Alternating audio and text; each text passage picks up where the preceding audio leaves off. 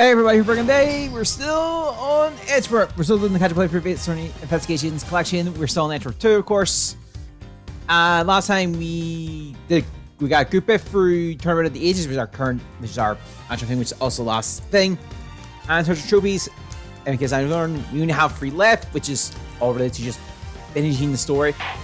Without doing the auto story. Finishing this episode without doing story mode. So let's just go. Oh yeah, and Ancient Lang accused Faraday Gravity of murder. Well, yeah. Things happen. Let's go.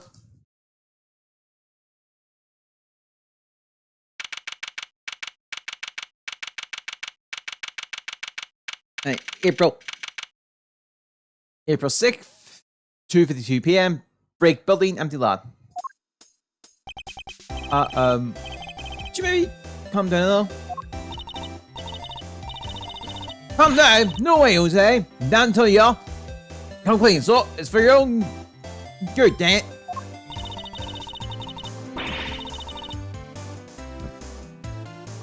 Our insurance reporter refuses to get up. The refuses to get up, even in the face of repeating stone and walling from occurring. Look, you need to stop harassing these people, or I'll have to ask you to. You cops sure got a lot of nerves. You're the one to let Parasaurus run well. From the high effects, they bred this menace themselves to staff cling desperately to the story. Look, we're not breeding anything. This is movie set. Says the guy who told me she done and seen gore through her own dang eyes. Alright, sure I saw something, but that doesn't mean we're keeping monsters here. Alright, bring up.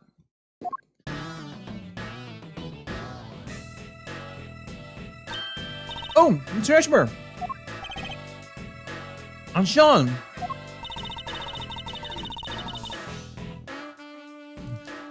Y'all on the trails to this here monster infestation too, huh? No, we're on a trail of a criminal. Then she says, the darkness of a criminal's heart can sometimes be compared to a monster. That is to say, a killer is no different from a monster, really. Ancient Lang, this is highly regular, sir. You cannot let members of the public onto this crime scene. These people are important witnesses. I need them to be here. Well, Ancient Lang, here we are. Where do we intend to be in? Let's start by summing up the facts.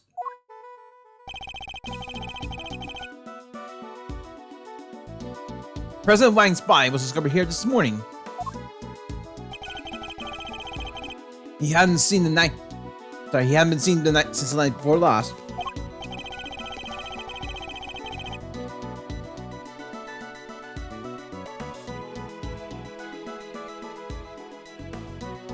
Yes, he slipped out about his bodyguard's noticing, if I remember correctly.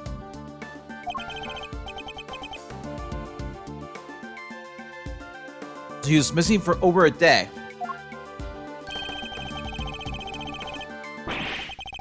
The last person who saw him alive was you, Judge Raphael, on the top of the big building. On the side of the big building. Where did they go?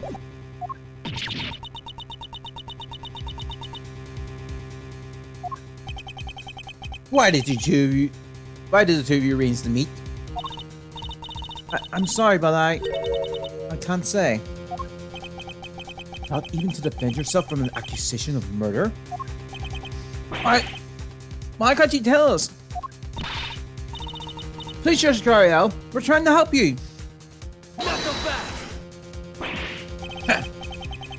She can't say because she'll only incriminate herself more. I know you had something to do with the president's murder, and I'm going to prove it. Objection! You said yourself that the body was only found this morning. How do you explain the time that passed between Judge Garmel's meeting and with the president and then? That's exactly what I'm hoping that we're about to find out. I'm returning interest in what happened last night.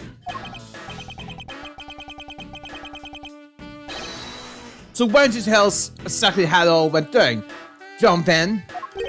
Me? We knew you were here on the set last night. You were gone. We had testimony from the woman in the door and forensic evidence from the footprints that prove it. You came back to run your lines, right? What? You were spying on me? Yeah, I'm sorry. I was just making sure you were okay. That was it. I was worried about you.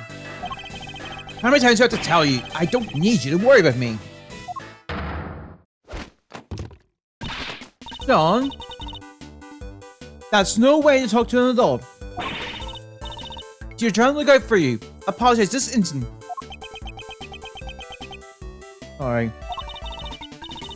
I told you before, I won't have you speaking to people that way. Wow.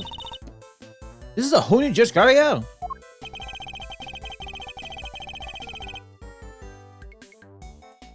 It's like gravel. Seems she's just as strict with her son as she is with those who break the law.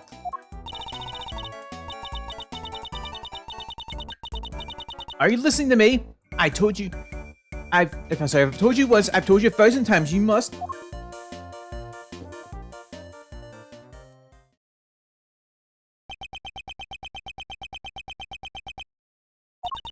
And I want you to remember that, alright? Not so fast! Let me get on with the investigation now. Oh, of course. Forgive me. I don't think I've ever seen her so passionate about anything. Hey, just grab up. Just grab it out of the mud. There will take a little getting used to. I really understand that you're accusing Son of being involved somehow, Ancient Lang. I just want the truth. I want to know why the president was killed. And by whom. And I don't care what it takes. I'm going to find. Does it make sense for him to be so determined? The president was practically family to him. Alright, Sean? Perhaps you can tell us what happened last night. I got nothing to hide. About last night. I had a bad day yesterday. Missed up a couple of ticks. We were scheduled to see him sing today. Today.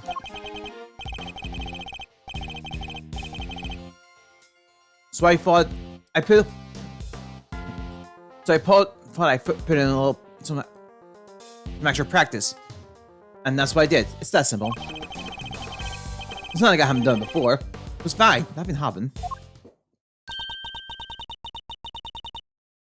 You've been rehearsing late at night again? When I called you yesterday evening, Sean, you said you were at the hotel. You called him? Around what time? It must have been 11 p.m. or thereabout. It's one of our rules. When Sean stays away from home, we have to speak every night. Yeah, well, I was at the hotel. I was here on set. Do you lie to me? Sorry. Ooh, nice just mom. I think the same reason Archie he wants to work on his acting, though. Nonetheless, a parent can't help but worry. Her child alone at night, anything could happen to him. And you did. You got themselves entangled in this case. They said nothing happened, right? He did. Although I can't help but wonder if he was telling the truth.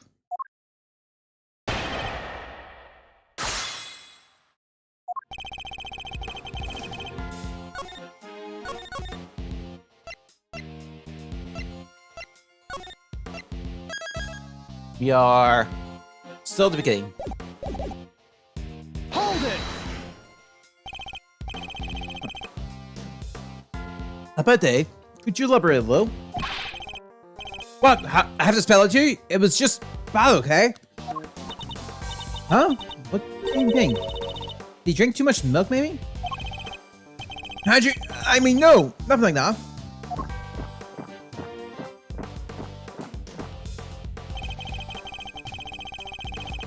It might be more accurate to say that his stomach had a bad day.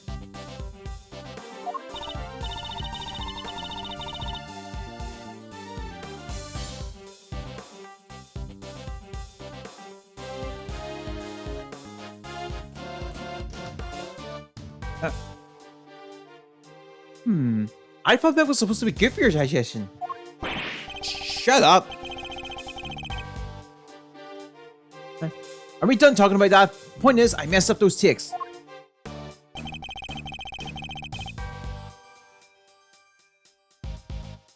Hold it! So you wanted, so you wanted to rehearse your lines in preparation for the reshoots.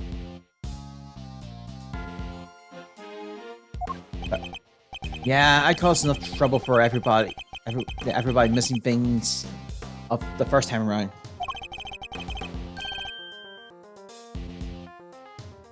I wasn't about to do it again. I'm a pro. One can only admire his dedication and his sense of responsibility to his co-workers. Sean takes his work so sincere. He's a real inspiration to everybody. Even the ticks he said he messed up, it wasn't like there was actually a problem. He just wanted to make them as good as they could be. No one says that even a tiny bit better is... Shut up! Why do you always have to say stuff people don't want to hear? Oh, sorry, Sean. Maybe work on his people skills a little more. Anyway, as I was saying...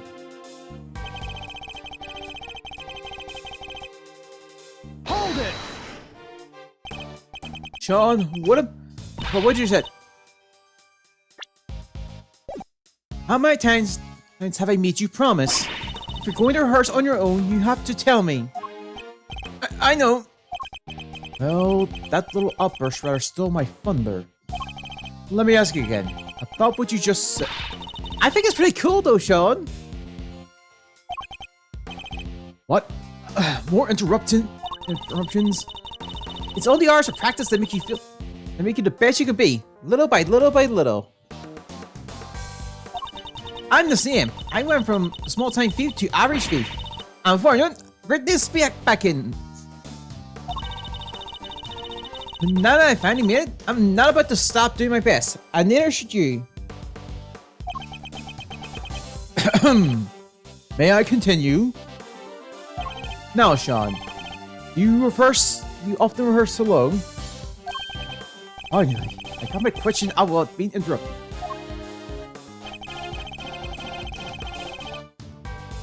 Hold it! Are you sure about that? What do you mean? Of course I'm sure. It was just a regular evening. Nothing out of the ordinary. Huh? A regular evening? How could you say that? Somebody was... Hey, he's just a child. Mustn't be too hard on him. Nothing happened. Really. Nothing to do with the kiss anyway. At least, that's what it sounds like he wants to believe. He wants us to believe. Wait, don't we have some evidence related to what happened last night? We do.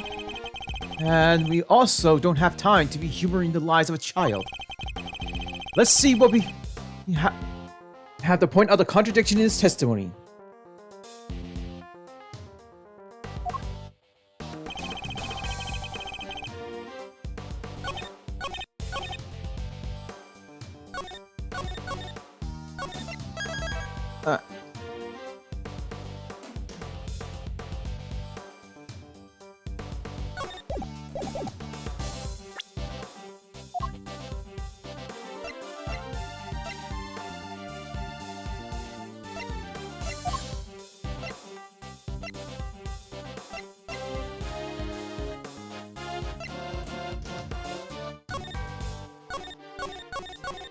No.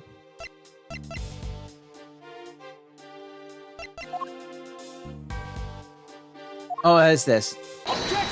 Okay, I was overthinking that.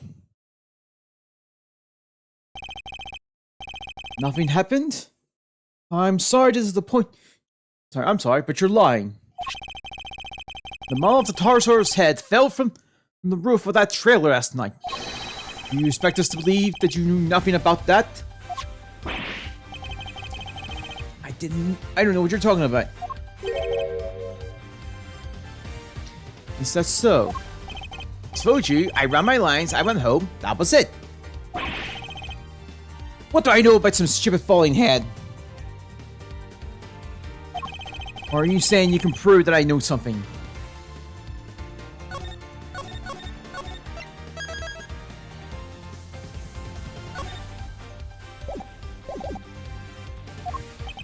Sadly not.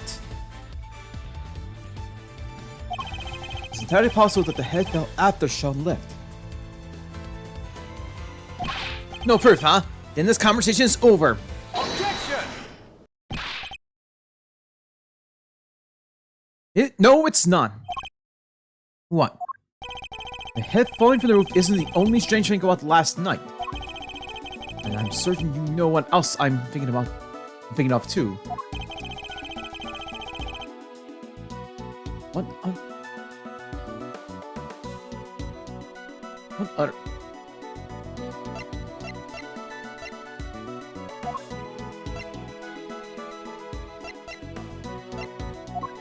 Oh, it's for me.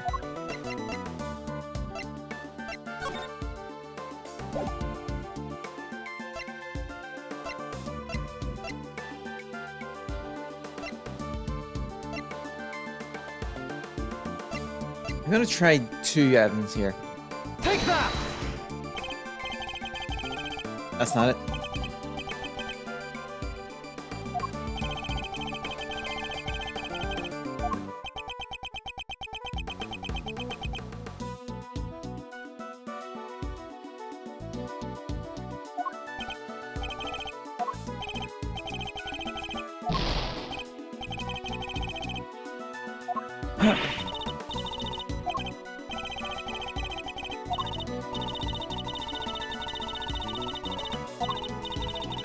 I'm not gonna say anything this time. Take that!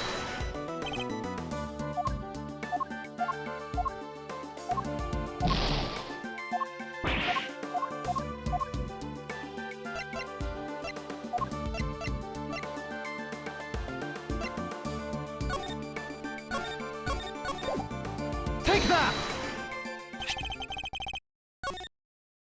It was the evidence I didn't think of.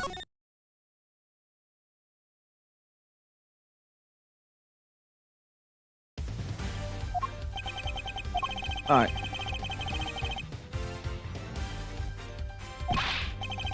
Objection!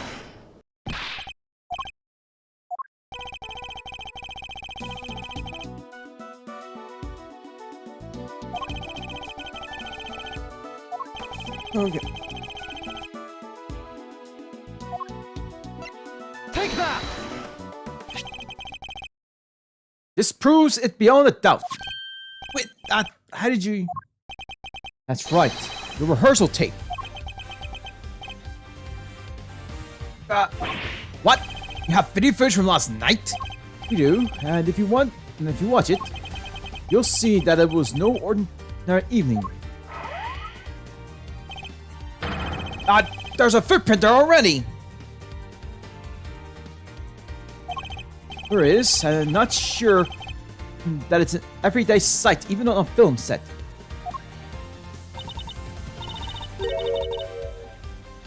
John, why would you keep this from me? No reason. Not so fast!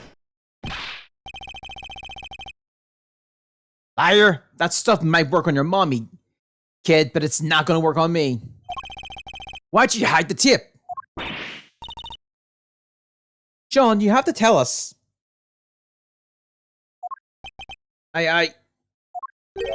You... Look, I just didn't want anybody to see me rehearsing, okay? I don't like it.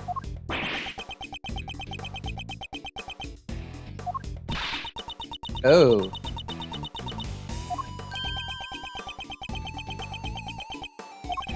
So you were embarrassed? Is that it?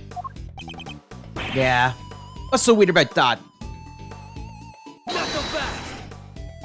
That's why you didn't hand over vital evidence? John, how could you? Ah! Oh, give me a break. You know about it now, don't you? Sure, the footprints was there. The footprints there. I just ran my lines and went home. That was it. Hold it. What? Ain't nothing about a giant monster footprint struck you as weird. It's a giant monster footprint. On the set? On the set of a giant monster movie? It's not like there isn't all kinds of otherware stuff around here. I don't buy for a second, Chief. There's something hinky about this kid.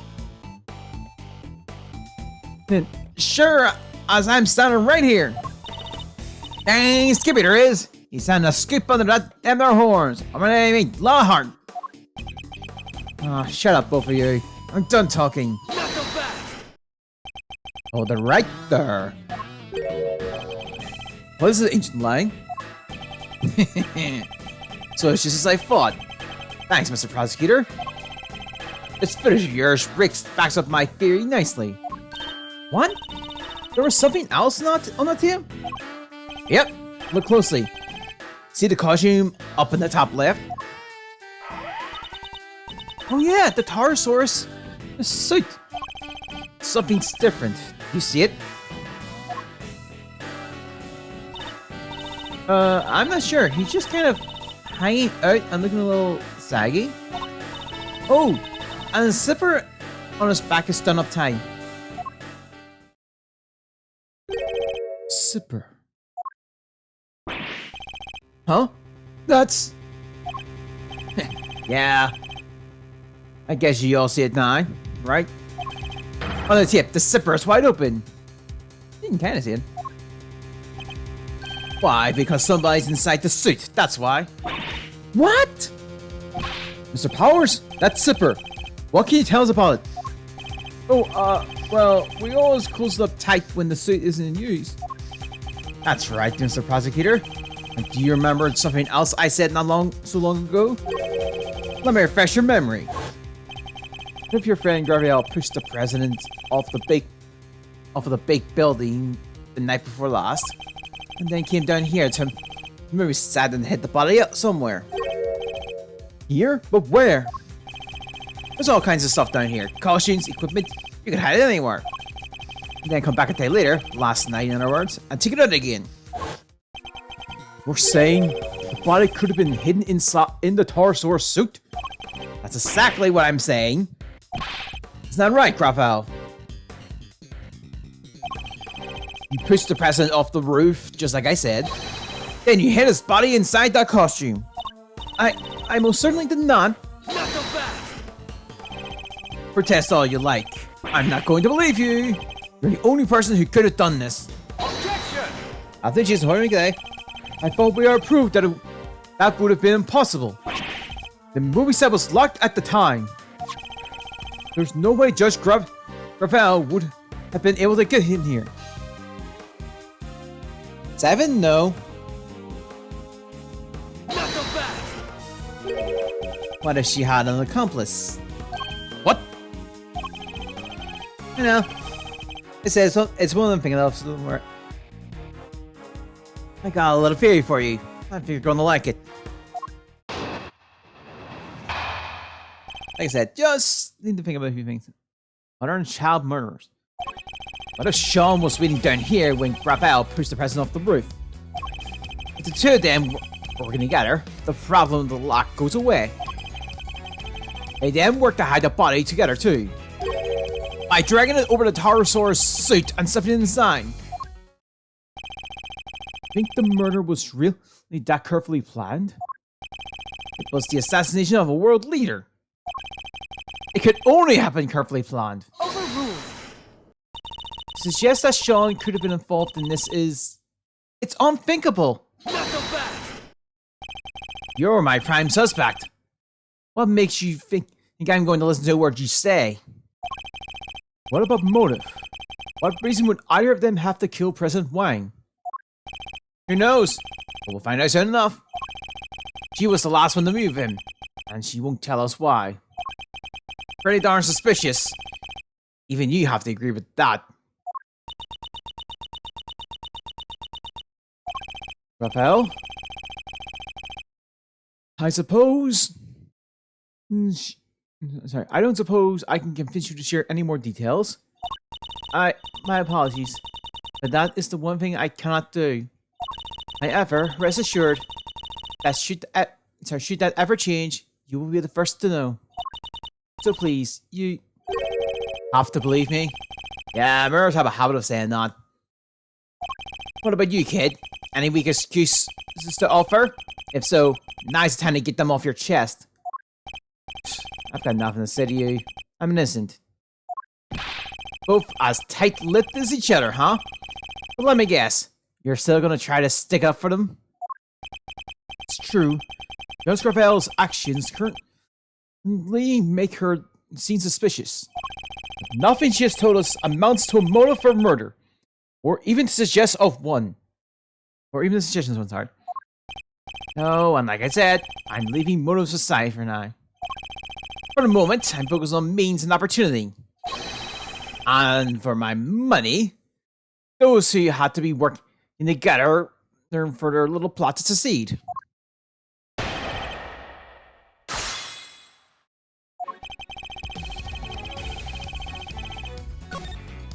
Oh, we got the big music here. Hold it! Alright. You're seriously suggesting that a child could have been an accomplice in this murder? Look at him! He's still in elementary school! There's no way a kid that young would be involved in something like that. I think... Sorry. I think I mentioned that he's in junior high, right? Not so fast!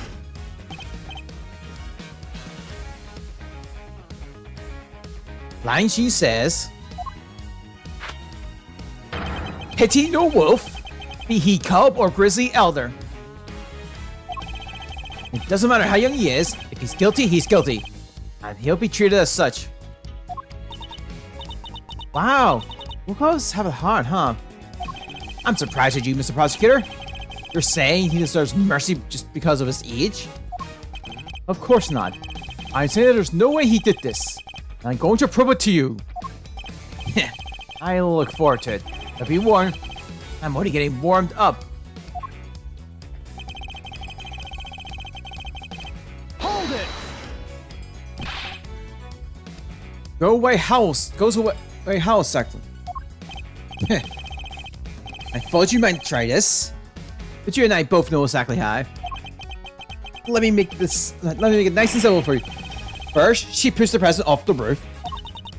Pushes. Okay.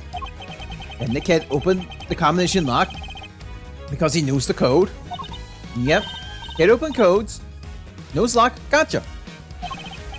Okay. The other way around. And that's it. It's that simple. No more lock to worry about. No more objections about her not being able to get in because she didn't know the code.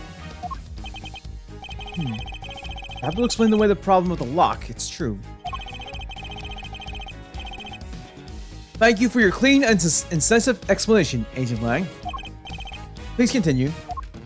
I will, and hopefully this next part will shut you up for good. Hold it!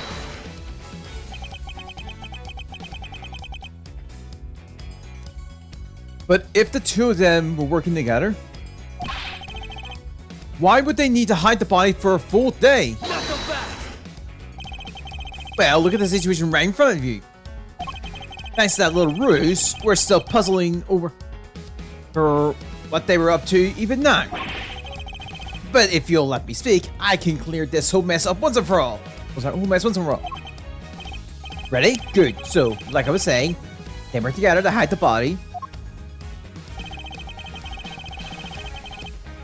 Hold it! The police footage doesn't show the inside of the suit. Can't say for certain that there was a body in there at the time, can you? Maybe not, but we can take a look right now. Let's open up and see what's inside. I'll pay my money. No sign proof it was there.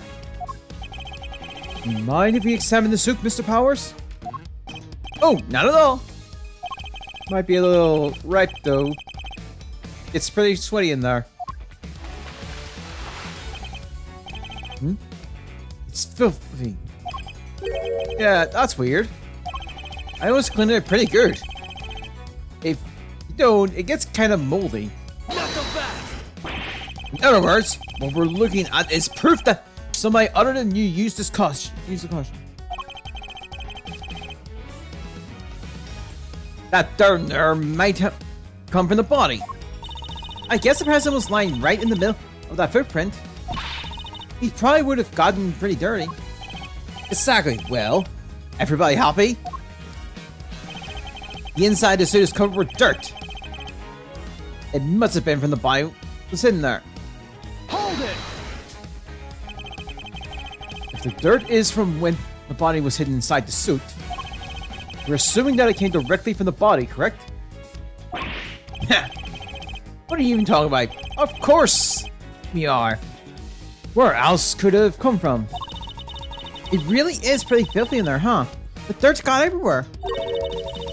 Especially around the part where the chest would have been. The chest. I think that might be an important clue. This fairy hangs together pretty well, I have to say. It's certainly the case that they could have carried out of a murder if they were working together. I don't think we're standing to gain much by disputing that. So what do we do instead?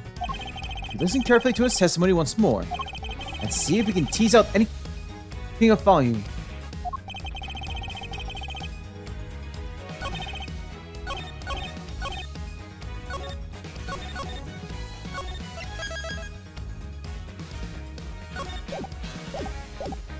Alright.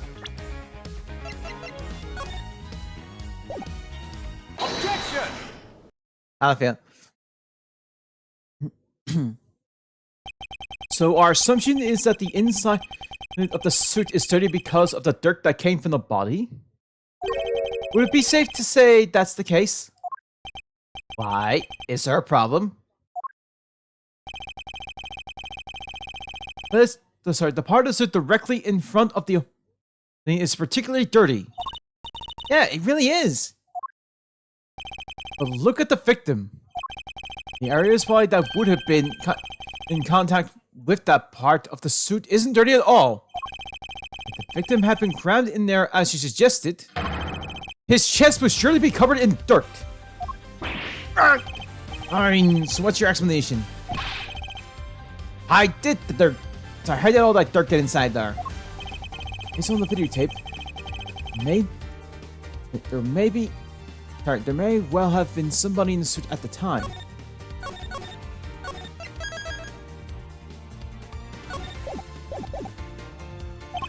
So who was it if it wasn't the president?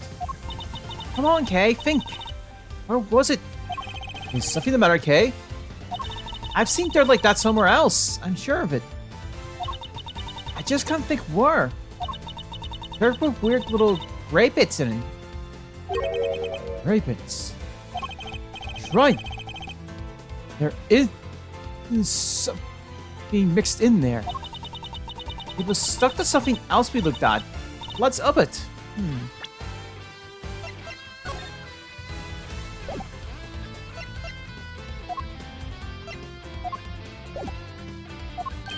Stuck to something we looked at. An item of evidence, maybe? It's probably worth checking.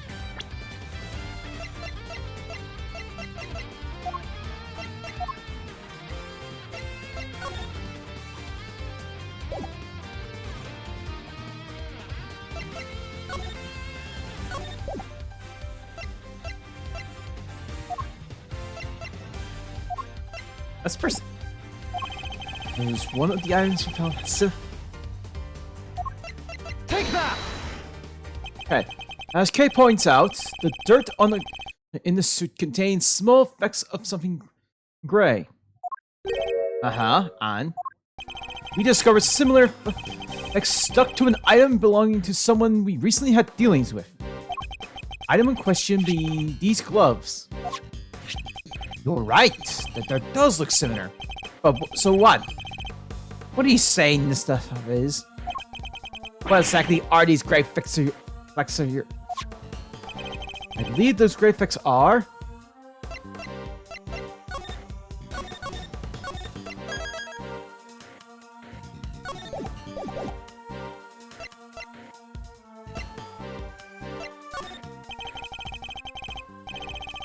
Alright. Paint. It's paint. No concrete. Surely they're fecks of concrete. Oh! Lego! Blood broke up bits around the footprint, you mean? Exactly. And who did the gloves on which we found similar dirt and graphics belong to? Chairman Winner! We found him in his garage! That's right. We visited the garage at his home earlier today. We found a pair of mechanic's gloves covered in dirt. If I recall correctly, a sledgehammer and a shovel too. Why would a pair of mechanic's gloves be covered in dirt? I'll tell you why. Because somebody wore them when they used that hammer and shovel. They smashed through the concrete to the dirt below, staining the gloves with both substances. Wait! So you're saying... Yes. We finally know what these footprints really are. It seems highly likely that they were dug by Chairman Winner. Highly likely? Pah, that's so. And tell me this. Why the heck did he make them? What purpose could they possibly serve? Why indeed. I imagine he must have been...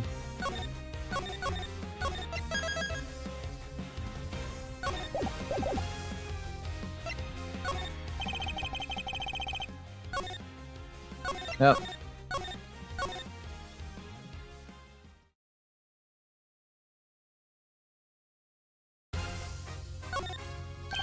I think he... I was there.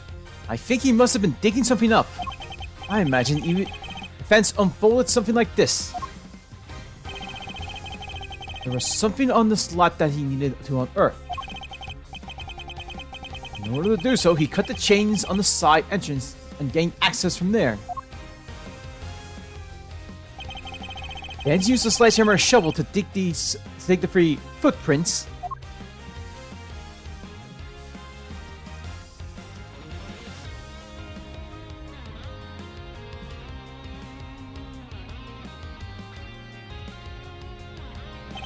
When he found what he was looking for, he bagged it up and filled in all the holes.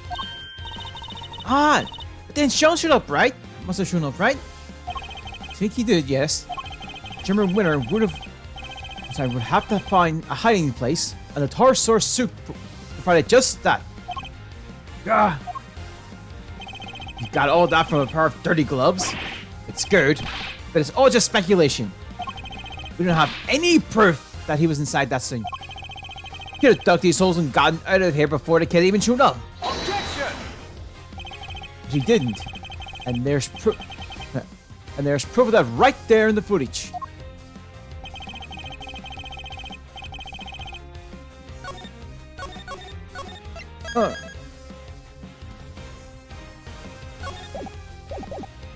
Shows the Chairman Winner was still present when the recording was made. What? A shame that Ancient Mind didn't notice it himself. If we compare the situation as we see it now to the situation as it appears on Sean's rehearsal tape, that into what we saw in Chairman Winner's garage, it seems we can hit that the Chairman who was present.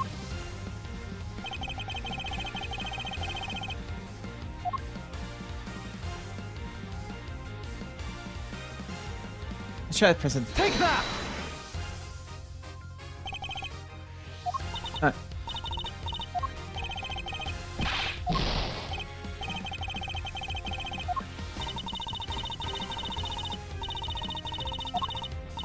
The bag!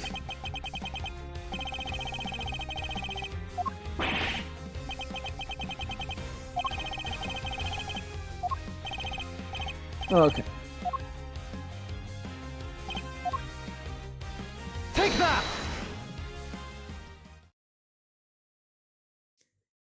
We'll grab the points back, though. Slightly up by like a bit.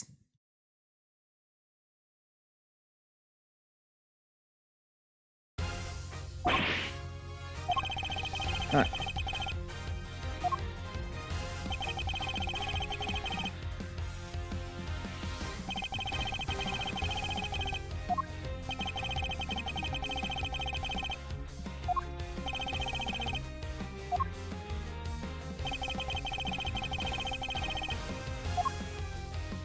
Take that!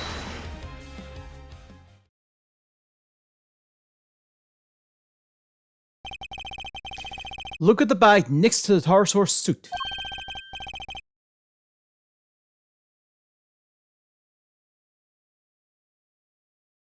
We saw the same bag in Cameron Winter's garage.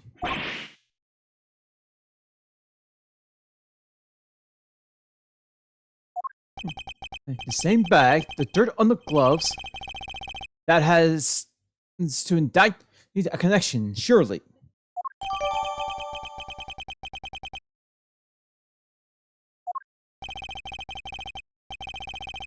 I think that pretty much seals it. It was a Celsius winner in the suit. And if he was in there, the presence spy can't have been. Aye! Good. It seems I convinced Ancient Lang of the flaws in his theory. Somebody get the Chairman Winter's house right away! We need to know what's in that bag. Yes, sir. Hold that. Yeah, done lost your mind? I can't believe what I'm hearing here. What is this hogwash? Hogs Wilson. This is all we need. Damn right, there's Taurosaurus footprints, dang it! Ain't no holdout by old guy. I think I've demonstrated more than adequately that's exactly what they are. Don't matter to me, none but what you just done did. I don't believe it, and that's that. I done told y'all I've seen that big bad bull with my own two eyes. Giant eye piercing in at the window. I thought we gotten past that nonsense. Can't better let that go. What kind of journalist would we be if we did, huh? Possible ones, and I guess that's the whole problem. Wait. Ain't like it was just about the footprints, Snow High? You ever seen Frana nice with one of them? They're monsters. Ain't that correct, Joe man?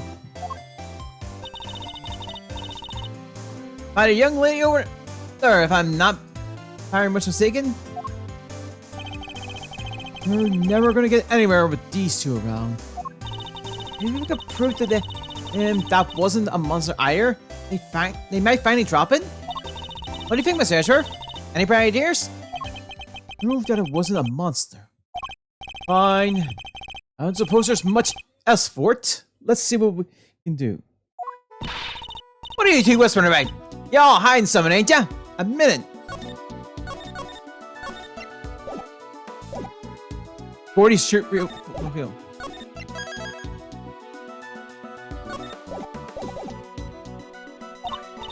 Quick, Tommy, roll tape! Hold it! Could I politely ask that you both calm down? The monster the boy was seen talking to. We know what it is now. Huh? That's right. Sean's rehearsal tape finally cleared up that particular mystery. It did? The point at which Miss Nichols thought she saw Sean with Gordy. That would have been right when he was making his rehearsal tape. I think she mistook a certain object for the legendary creature of the lake. The so-called monster is right here in this picture. Huh? I don't see no Gordy. There ain't nothing but a dumb snapshot. We're talking to a pro here. You can't fool me with no trick photography. What was Miss? Take that! What was Miss Nichols scoring really?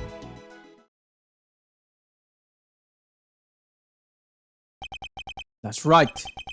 It was a camera crane. That's what Miss Nichols saw, not Gordy. What? Sean's rehearsal tape was shot from a noticeably elevated viewpoint. A viewpoint that would only have been possible if the camera in question was attached to a crane. Hold it. Bull! How the heck would she make a mistake like that, huh? Objection! How indeed. Miss Nichols? Yes?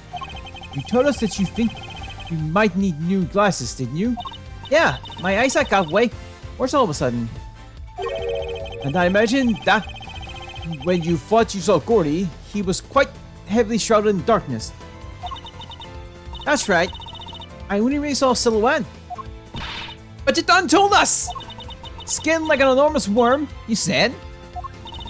Y'all about to try and tell us your precious crane up a Gordy's skin somehow?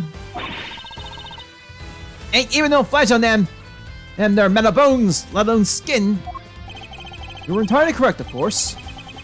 But the crane, as it was in this particular picture, anyway. But it did have the skin of some of a sort last night. Hold it! I knew you were a scoop hater, but this is plumb crazy. You want Tommy on me to starve, is that it? That wasn't my intent at all. But I do think it's time to I finally put them out of their misery. Gordy's skin is right here in front of us. Wasn't skin at all, it was this. Take that! Miss Nichols told us that it seems likely to rain last night. That never happened in the end. But I think Sean might have covered the crane with rainproof sheeting nonetheless. And that, my intrepid young reporters, is what Miss Nichols mistook for Gordy's skin. What? Ah, heck. Well, Sean, am I mistaken? You see everything, don't you? Gotta say, you're pretty amazing. I'm sorry, Miss Hart, but Miss Nichols' monster was no such thing. It was simply a trick of the light. And just like that, the dream dies again. Chief! I think that may have finally shut them up. I thought the kid was holding on us, but it seems I could have maybe been a little wrong, maybe. All right, we knew what the so-called monster was now. Everybody happy? Everybody except those two. Engine line. The president's autopsy is out, sir. It is? Let me see it. Death was due to full body contusion and bone breakage caused by extreme pressure from above. So we have our cause of death. He was crushed. Just as we thought. Alright, now we have the autopsy report. Its results still haven't come back from the yellow substance found on his chest. But they did find a gunshot residual on his right hand. Gunshot residual? Guess it was a kid at heart, huh? Gunshot residual. Okay. It's a substance left behind when a firearm is discharged. Its presence indicates that the president may have used a gun. Really? But we didn't find a gun anywhere, did we? Indeed not. Which makes the residual something of a riddle. We need to read that report carefully. That's it. Okay, gunshot residual on right hand. Effects of yellow substance found on clothes are still undergoing analysis. Time of death, April 5th, approximately 11 p.m. Cause of death due to full body. Alright. Well, Agent Lang, that clears one thing up at least. The president didn't die from a fall, which means he wasn't pushed from the roof of the big building. He was crushed by the falling Taurosaurus head, just as we said he was. Guess I have to accept that now. Fine, you were right. Amazing! So does that mean Judge Graviel isn't a suspect anymore either? Surely it must. Both the cause and time of death rule her out. Remember the president the night before last? The autopsy report puts the time of death at around 11 p.m. last night. And we know that the Taurosaurus head fell around then, too. Facts all line up perfectly. Whew, what a relief. Not so fast. Sorry. It might be a little too soon to celebrate. Yeah, especially since we are still at the beginning. By the way... What? Sure, I think we can accept that.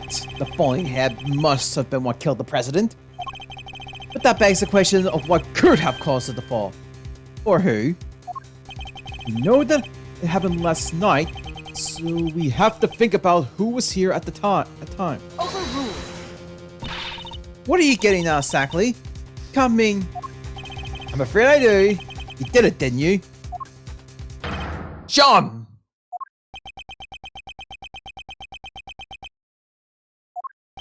The kid's hiding something. He was right here last night. Right where the body was found. He saw the footprints. Yet he wants us to believe he knows nothing about what happened. That's a big ass, surely. Objection. We haven't yet established if the footprint has anything to do with the murder. So even if he did see them, that doesn't mean he was involved. Not so fast. Maybe not, but his face tells me different. As does the fact that he's shaking like a leaf. It does seem like Agent Lang might be onto something. I don't think Sean's going to talk. Fine, keep your mouth shut, kid. I have a better idea. Why don't we let your tip do the talking?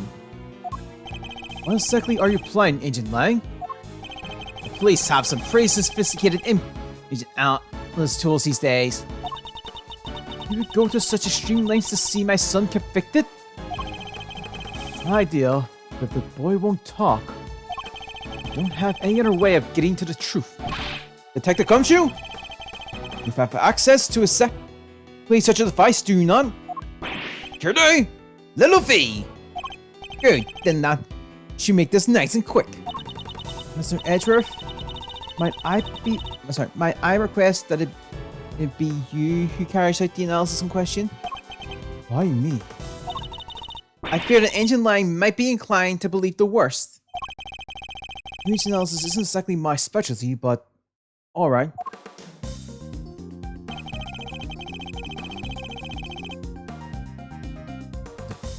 Are there any new clues to be discovered somewhere in the image data? I wonder.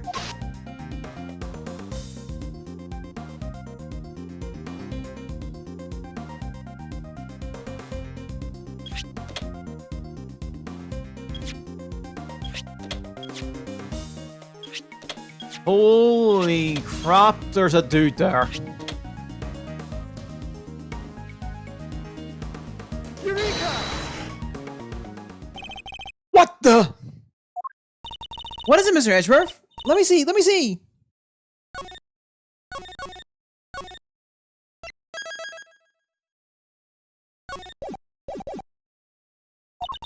Huh? Yeah! What is it? What's the matter? Show me. Mr. Edgeworth, the court asks that you share your findings. Zoom in on the top right of the part of the image and look closely. That's a person there. It's the president? Oh my. What? You're kidding, right? Well, I say that's pretty decisive. Yeah. This doesn't look good for Sean at all. Wait, that doesn't prove anything. I didn't know he was there. I don't believe you. And the image does in fact prove something very important. That you and the president were here at the scene of the crime together.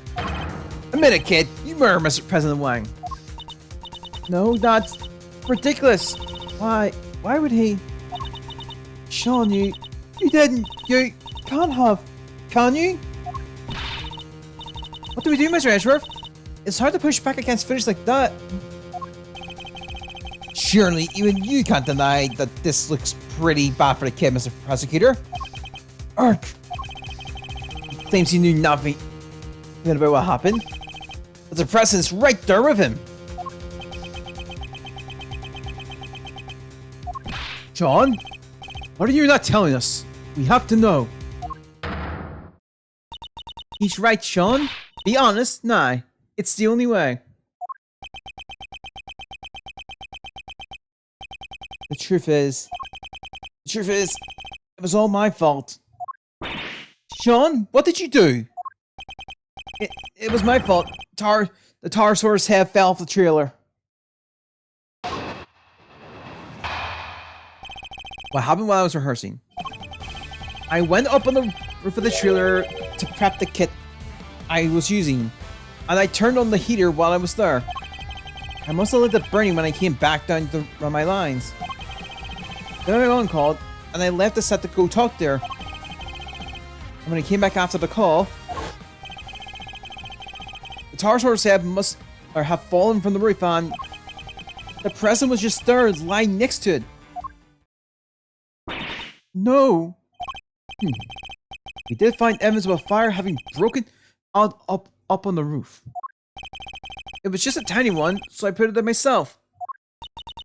So we're saying the president died because of Sean? If he did, that would make this whole thing just an accident. What did you do with the head after you found it on the ground? I took it apart, carried the pieces up to the roof, and put it back together again. Not so fast! You're saying you put out the fire and moved the head back to where it fell from?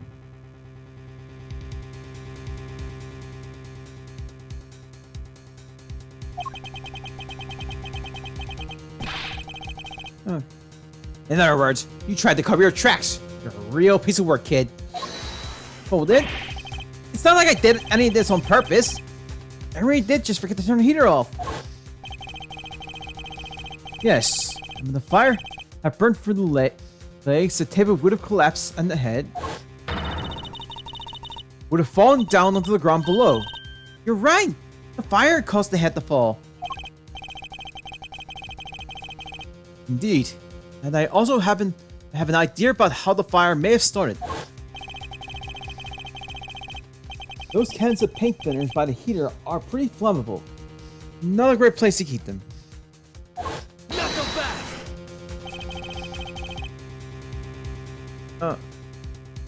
And you swear it was an accident?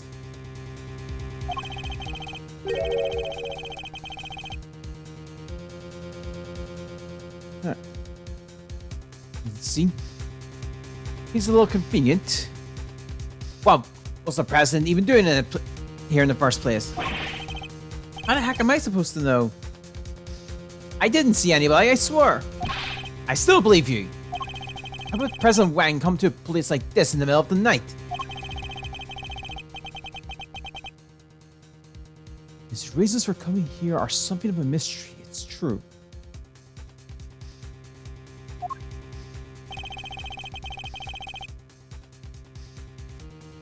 He met Judge Gravier up on the roof 2 nights ago.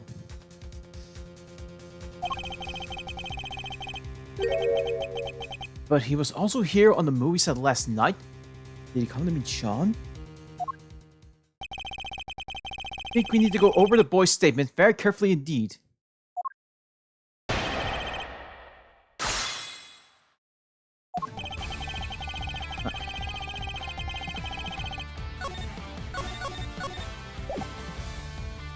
What happened when I was rehearsing? Hold it! Okay. You're a fit and hearty young man, Sean. It's spring now. Sure you didn't need to fire up that stove. Overruled!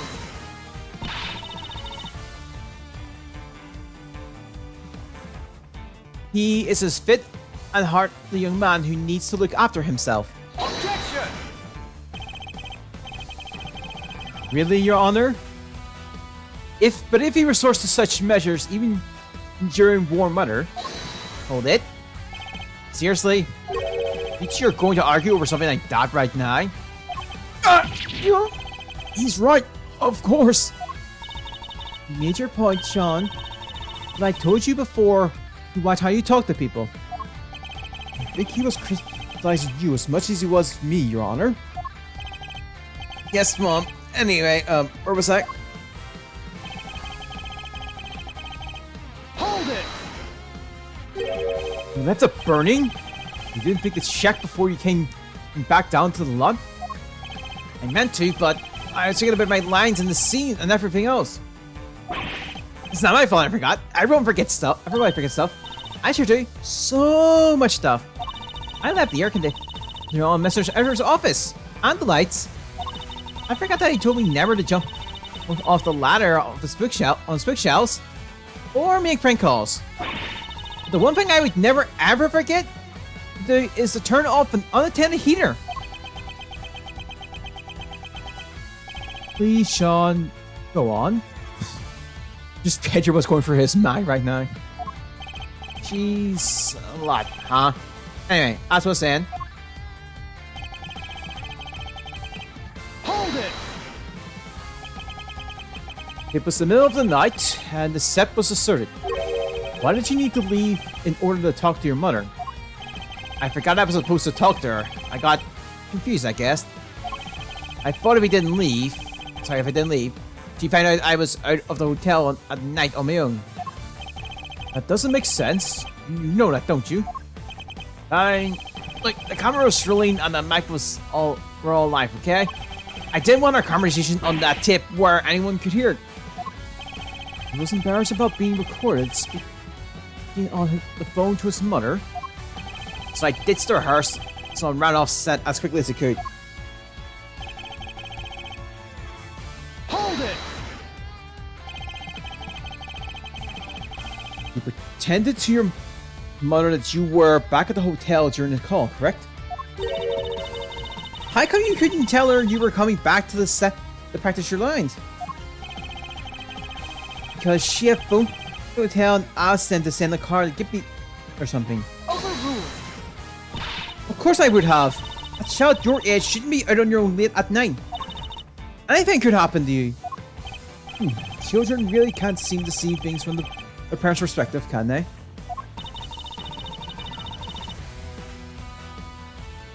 It's true the other way around, you know, Mr. Edgeworth. Alright, Sean. Can you tell us what happened when you came back after speaking to your mother? Oh, sure. So I came back on. Hold it!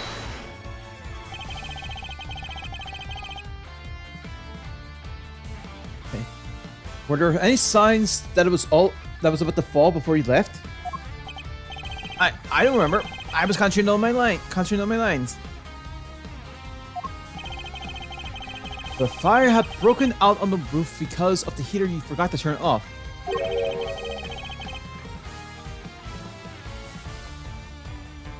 Did you really hear nothing the entire time? No, I had my headphones on.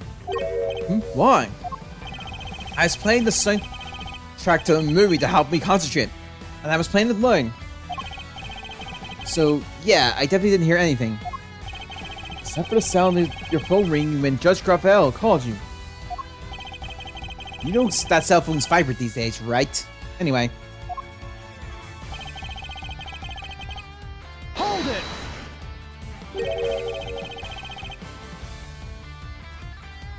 Did you notice anything unusual about the body? I don't know. It was dark. It suddenly seems even more recent than usual. Probably got that wrong. I don't think he wants to go back over that memory any more than he has to, Mr. Edgeworth. I'm sure he doesn't. Is that really all it is? Can I push him a little more on this? Let's push him a little more. It was dark. He knew it was a body nonetheless. He's hiding something. Better find out what. Most people will cry for help when they saw someone You land on the ground. Gonna save. And yet you didn't. Yeah, because oh, what was the point? He was dead. And so you say. What I'm interested in is how you were able to be so sure. Why were you certain that he was dead? Hold it. He was lying on the ground, and that huge head was right next to him. Didn't take much to figure out what must have happened. Objection! You couldn't have guessed that the impact would have killed him. How did you really know? I'll tell you how. Because you checked. Fine, I checked, okay? I was scared, but yeah, I went up to the body and I looked. And he wasn't breathing. So I was right. Why would he hide that fact? Must be a reason. Could you tell me how the body looked at that point? I couldn't tell if he was dead at first. There was no blood or anything, so it was hard to be sure. And not as close either. He was completely clean. But yeah, he wasn't breathing. So that's how I knew he was dead. Thank you. I'd like you to add that statement to your testimony if you don't mind. I didn't know he was dead at first. There was no blood and nothing on his clothes either. Hold it! So there was no blood or any other markings that would have told you if he was alive or dead.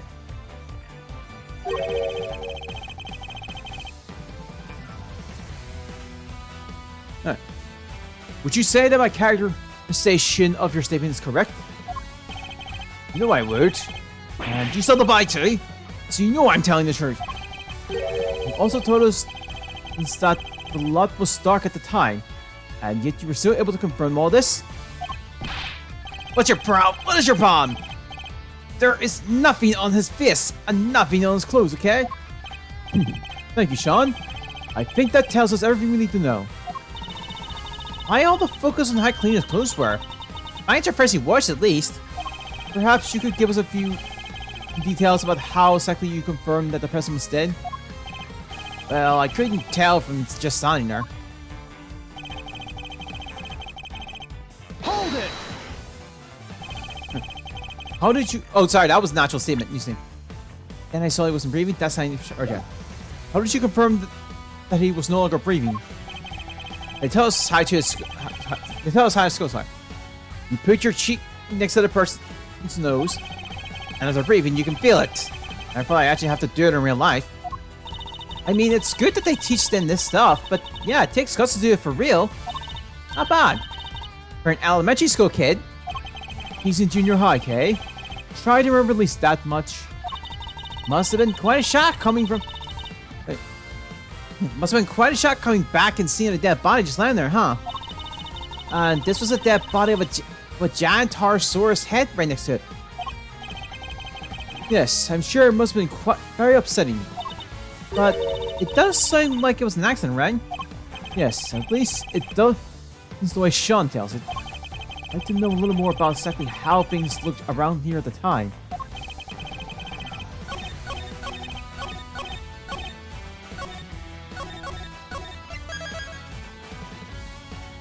Alright. Objection! Nothing on his clothes. Nothing at all. Yeah, nothing. Why? Is there a problem with that? There's something you're clearly hoping that we've forgotten. What are you talking about? There isn't. That is not true. Luckily for you, we remember it rather well. I'm talking about, of course, about the yellow speckles on the president's chest.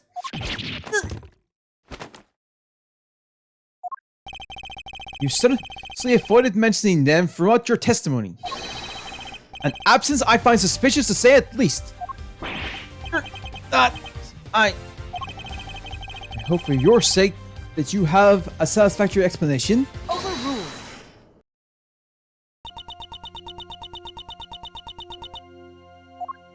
Ghost Gravel? Allow me to explain. You bought the yellow residual on the president's chest. I imagine it was from a bouquet of flowers. Lion lilies, to be precise. Lion lilies? 2 nights ago, when I met the president on the roof of the big building, I presented him with a bouquet. They're a type of lily with large yellow petals. I imagine that the substance on President Wang's chest was pollen from those flowers. Huh? But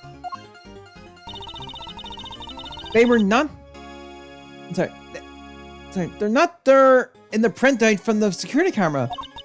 Only because the president is in the way. But why give him flowers? That is not something I'm at liberty to divulge.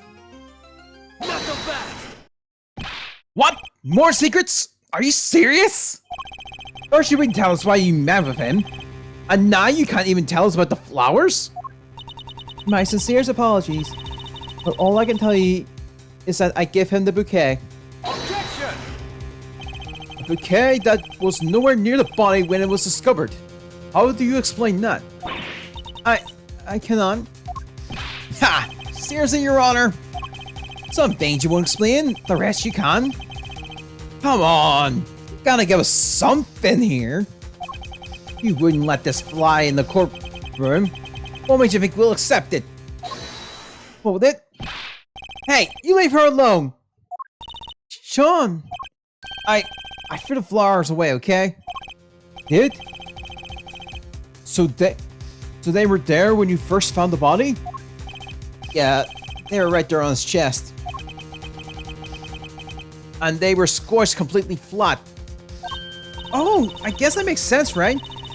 They would have gotten crushed along with the president. And the pollen would have been smeared across his jacket front. That does explain things rather neatly. But why would the bouquet dispose of it? No reason. He's almost as evasive as his mother. More secrets? They're quite a pair. Overruled. There is no secret. I know exactly why Sean disposed of the bouquet. Huh? You saw me leave the house with it, didn't you?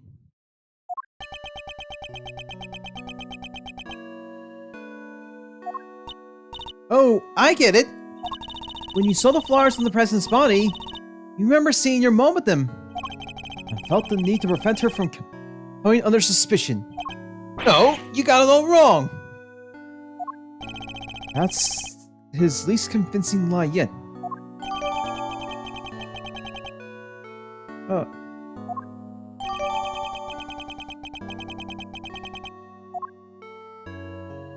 I often decorate our home with lion lilies. I imagine that's why he remembered. Not the best. So the flowers his mother was carrying showed up on the president's body? And because of that, he got rid of the bouquet and kept quiet about having discovered the corpse? Ha! Well, that ties everything up nicely, doesn't it? A little too nice. Nicely, for my taste. Why? What's wrong with nice? I guess you forgot, huh? The kid also told us that he was responsible for the head falling in the first place. Yeah, he did, but... So he's still our only suspect. Objection. Finger of suspicion still seems to be pointing firmly at Sean's direction. However...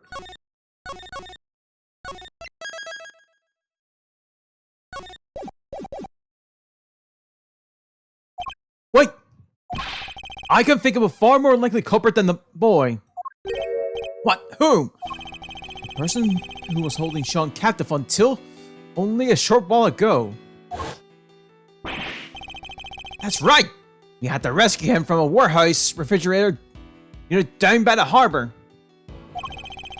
A refrigerator unit in a depot? Yeah. Luckily, it wasn't switched on. Porky might have frozen into a popsicle otherwise.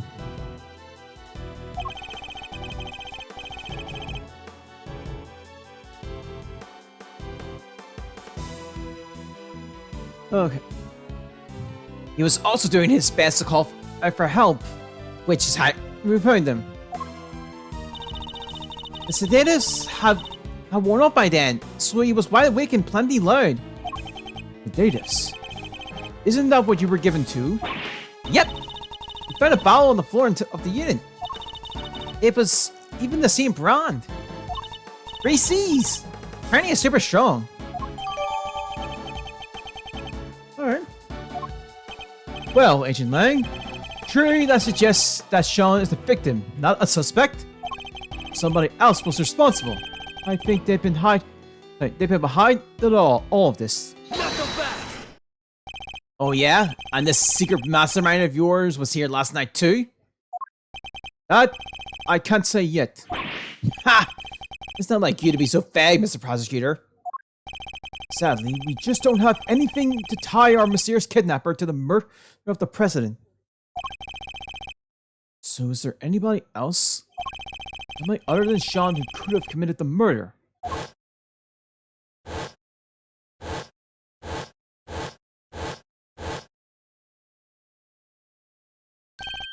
Of course.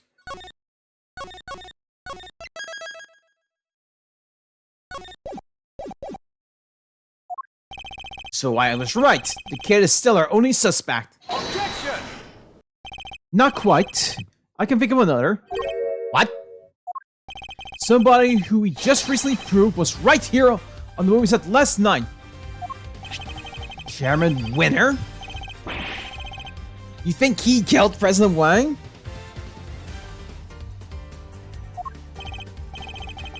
Why not? We've proven that he was present. And if he was here, he's as viable as a suspect as anybody else, wouldn't you say? Winner? Did you really have... Certainly another possibility to consider.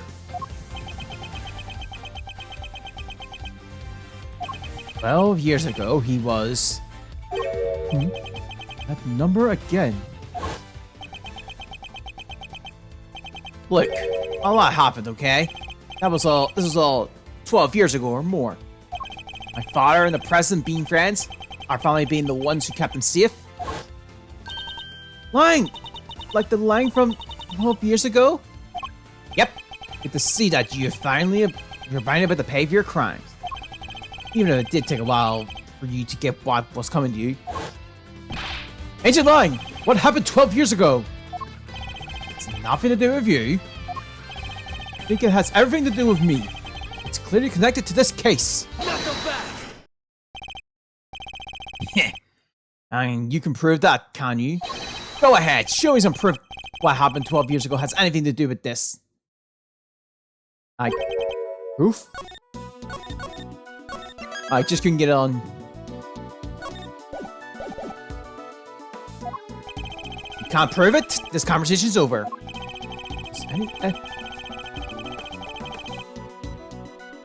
Does any of the evidence we've collected show a link between recent events and those 12 years ago?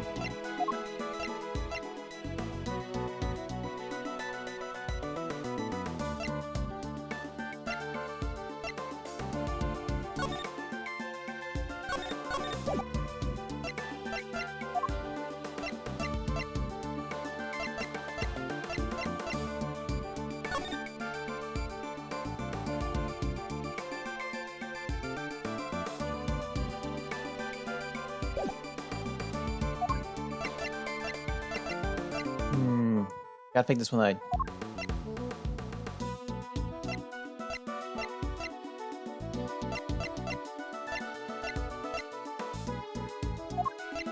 I think the report on Night Night bit. Take that. It was okay. This is the report about Bronco Knight. It was sent to Chairman Winner by Warden Lagarde. And this last part is, in particular, should be of interest to you. Retrieve the package we laid to rest 12 years ago in front of the planter? Oh, yeah. So do you do your bit and retrieve the package we laid to rest 12 years ago? I'm sure it's still right in front of the planter where we left it. And that's not all. Take a look at this. This letter was sent to Rosie Ringer, the victim of a murder that happened the night before last. We don't know who sent it, but it does say this. Good luck getting your revenge for what happened 12 years ago. What? What? Something strange is going on, Agent Lang. Miss Stringer was murdered the night before last. President Lang lying not long afterwards. There's a connection between the two murders. There has to be. I believe we can trace that connection to events 12 years in the past. Am I wrong? These are old ruins you're opening here. Insults my family name. Please, Agent Lang, we need to know. Hold it. Who on earth was that? Shifu! Huh?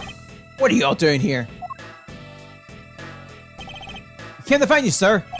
We heard you were looking into the incident from 12 years ago. Idiots! I'm not your boss anymore. Get back to your duties right now. We can't do that, sir. What? Disobeying a direct order? Please, sir, I'm begging you. We're all here.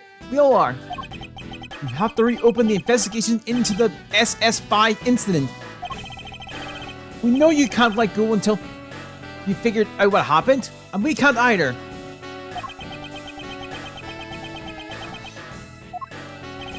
Well, Agent 9, it seems your former underlings want events of the past explained too. Think it's that easy? That you could solve the case just like that? Think we can. Together. Ha, well, alright then. Offer accepted. Yes! Shifu! Shifu! Shifu! Nice! Then I guess it's my turn to step up. I'm sorry, Kay. You're looking into a case from the past, right? I just happen to have something that'll help with that. Ah, you mean Mr. Thief. Your day! If you can give me the details of the incident, I can rustle up a little simulation for you. Sadly, we don't have the files related to the case. Huh? How come? Access to those files is restricted. They're top secret. Really? Why? It's me. Somebody must have something to hide. Even I've never seen them. Everything I know, I read in newspaper articles from the time. That's fine. Just tell us what you can. Alright? The SS5 incident happened on a winter's day 12 years ago. February 10th to be precise. Your police received a call directly from the kidnapper. I've got the president of Shangfa. He was kidnapped? Yeah, SS5 is the official designation of the president's kidnapping case. The kidnapper wanted $100 million. $100 million? How much money even is that? More than you can imagine, it seems. The last person to see the president that night was my father. They were together at the embassy of Shangfa until midnight on the 10th. No one knows what happened with the president after that until he was kidnapped. Our government did everything they could to scrap together the money. They were desperate to save him. In the end, they succeeded. The money was handed over, and the president came home safely. So President Wang was head honcho even back then? Wow! Go, Mr. President! The length of time he stayed in power isn't even close to the most impressive thing about him. Agent Lang was clearly very fond of President Wang. I assume the kidnapping was thoroughly investigated? It was, but the investigation was top secret, as was the trial. Trial? So suspect was arrested? Yeah, none other than our friend, Fifi Lagarde. What? Is that why you visited the prison? It is. I was put on what you might call extended leave from Interpol.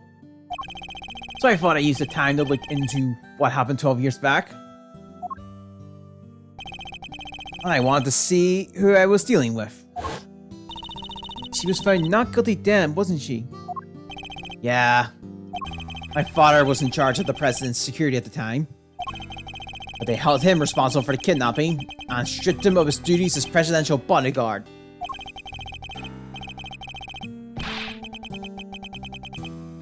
But he stayed on the force, though, and he worked the case alone until eventually he found a suspect, Lagarde. And if he thought she did it, there's no way she was innocent. But they declared her not guilty, and the case went cold. My father couldn't take it. He was broken, mentally and physically. Finally, he quit the force altogether. So we had solid grounds to suggest Warden Lagarde. He must have had evidence. He wouldn't have charged otherwise. I've never been able to see the materials from the case. I'm sorry, but that's all I know. What do we do, Mr. Edgeworth? This is useful information, but I don't think it's enough for Little Thief to recreate the scene. Ugh. Is there really nothing we can do? Hold it! You look like you could use a hand. Who's this now? Oh. Francesca! I'm Mr. Fender! We finally wrapped things up over to the courthouse. So we've always seen what you kids were up to. Here. What's this? It says SS5 Incident Investigation Report.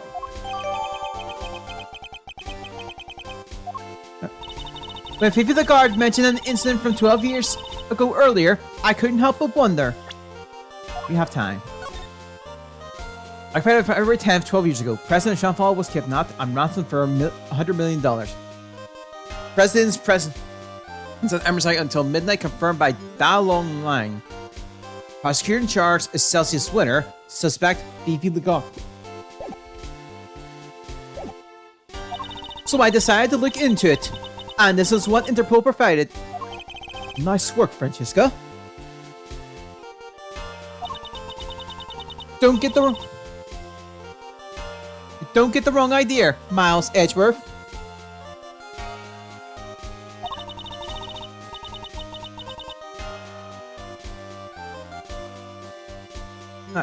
You're no longer a prosecutor. I didn't do this for you. I did it so Callie could solve his father's final case. I owe you, sis. But everything related to the SS5 incident was supposed to be top secret. Yes, but that classification was applied by the prosecutor in charge of the case. It's Celsius Winner. He was the prosecutor in charge? Him again? Don't worry.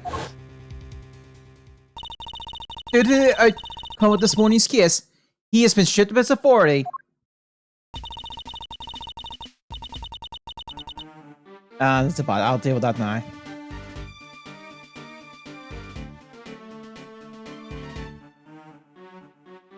Okay. An outcome that was in no small part thanks to the efforts of his own son. Eustace. So in defeating his father, he made the old case file available to us. Sounds like we owe him. Prosecutor Eustace Winner is busy wrapping things up after the conclusion of Lagarde trial. The Lagarde trial, sorry. But he asked me to give you a message. Leave Dad and Lagarde to me. He focused on your case over there. He's even starting to sound like a prosecutor. Indeed he is. All right! Now I have the case files. I can recreate the scene no problem. Excellent. Let's get started. Huh? According to the file, the incident occurred exactly where the plaza is now. Then what are we waiting for? With me, everybody!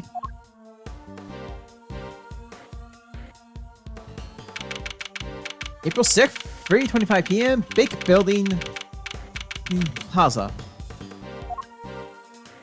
Alright, Kay. If you could set Mr. Thief in motion. Sure! Looks like there's more than enough here to work with. Where do you want to start with? Or where do you want to start? Good question. Let's see. It seems there was an eyewitness. A freelance journalist by the name of Alf Aldown. Apparently, he was killed by the culprit for witnessing the kidnapping. So this is where he's all having, huh? Here? As in the big building? No. Construction of the big building only began a year ago. For that, it had been a piece of abandoned property. But before that, and before that... now we're getting to the stuff I know. 12 years ago, this place would have been... a happy family home. Sorry, the happy family home, sorry. Like, for retired people? No, it was a place for children without parents. An orphanage, in other words. The president was kidnapped from an orphanage? Yeah, and the place was run by Fifi Lagarde. She called it her happy little home. As the perpetrator of the institution, I suppose it's understandable that she came under suspicion. President Wang, a Celsius winner and Warden Lagarde? Surely the SS5 incident must be related to our current case. Okay, could you enter the data relating to the murder of Mr. Aldao? It seems sensible to assume that he was killed by whoever killed the president. Sorry, whoever kidnapped the president, sorry. If you saw the murder, we solved the kidnapping! Nice! Alright, we're counting on you.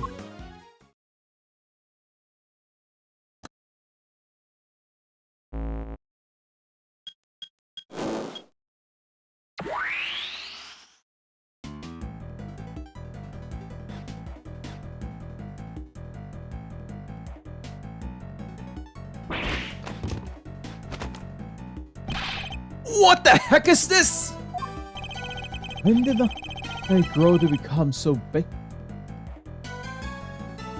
So biased towards people's reaction to Mr. Thief. Blessed. What we're seeing here in the front is the front yard of the orphanage as it was 12 years ago.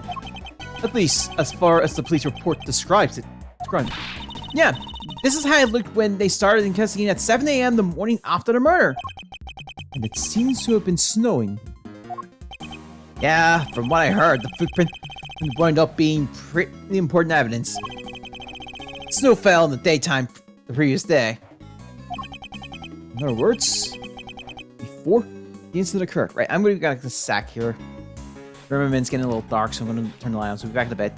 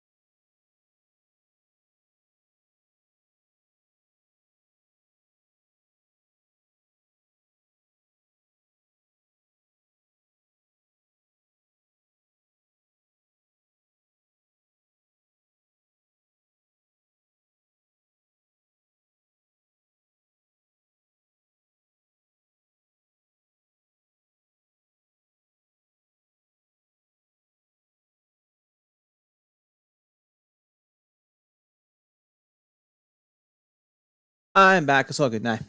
Like, remains a bit more lit up. In other words, before the incident occurred. Meaning that none of the related footprints would have been obscured by new snow. I think we need to pay these footprints some special attention.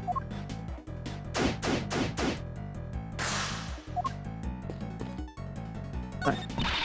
Hey, dare you, Scruffy! Don't you dare tell anybody! I'll just deny anything! Mr. Sergeant, you're gonna have me on here, sir! What's the matter, Detective? It's about the SS5 visit! What else? I know Chairman Winter isn't in charge of it anymore, no. But top secret valve being available to us so quickly after his removal, something seems off.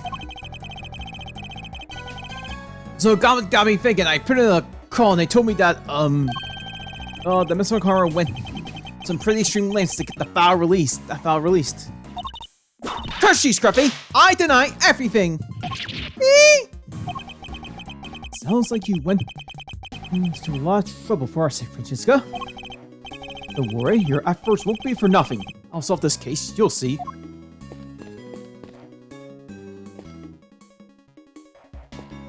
Hey. Oh, howdy! Is this even a skip? The whole world's gone green! Must be another big of something. I'm seeing green trees, green people, green clothes, everything. Okay. They must be real sick if even their clothes green. Looks like we wind up being slap bang in the middle of a right dang place, the right dang tang. Sure did, Chief. I don't think we're gonna get a word in edgewise here, Mr. Edgeworth. And I don't think we want to.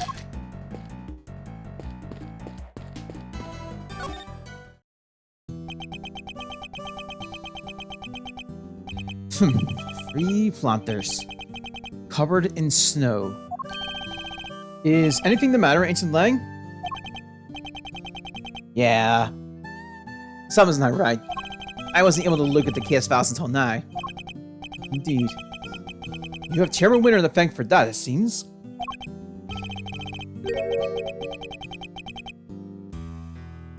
Oh. Yeah, but what's weird is, I've seen this scene somewhere before.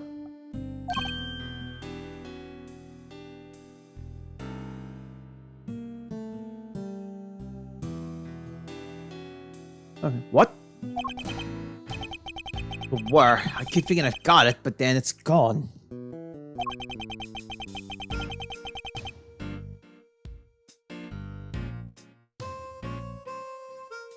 He appears to be lost in his efforts to remember.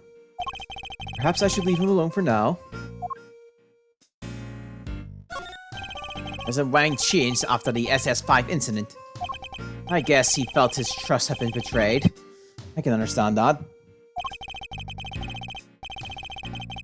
But to cut ties with my family completely? After how close we've been for all those years?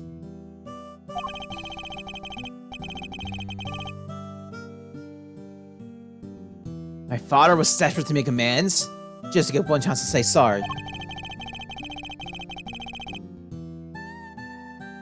But no matter how many times he tried to get an audience with the president, he couldn't. He couldn't even convince them to take a ladder to him.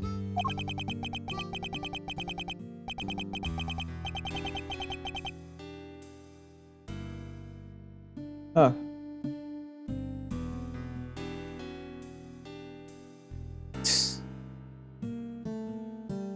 It's early at Jason. We'll see. We'll probably see. Actually, we're probably getting this for some maybe later in the maybe like June or so. I don't know. One time he came home covered in bruises. Who knows from where? A bodyguard maybe? Sorry, there's no point in making you step through old stories that won't change anything anyway. I'll be the judge of that. Heh. As warm as fuzzy as ever, I see. Not that I expected anything different. Kester and my father, my family too. The people who fail to keep the president safe. That's all. We're after that. Sorry, we were after that. He threw himself heart and soul into that investigation. He became obsessed in other words. Hardly the best state of mind in which to undertake an inquiry. Wow, you really don't pull your punches, huh? Look, just don't go thinking I'm only doing this because I'm a dad, okay? That investigation was solid. His work was meticulous, and it was accurate. It always was. He interviewed every single one of those kids, and he made sure they told him everything. Wonder if he learned anything of value.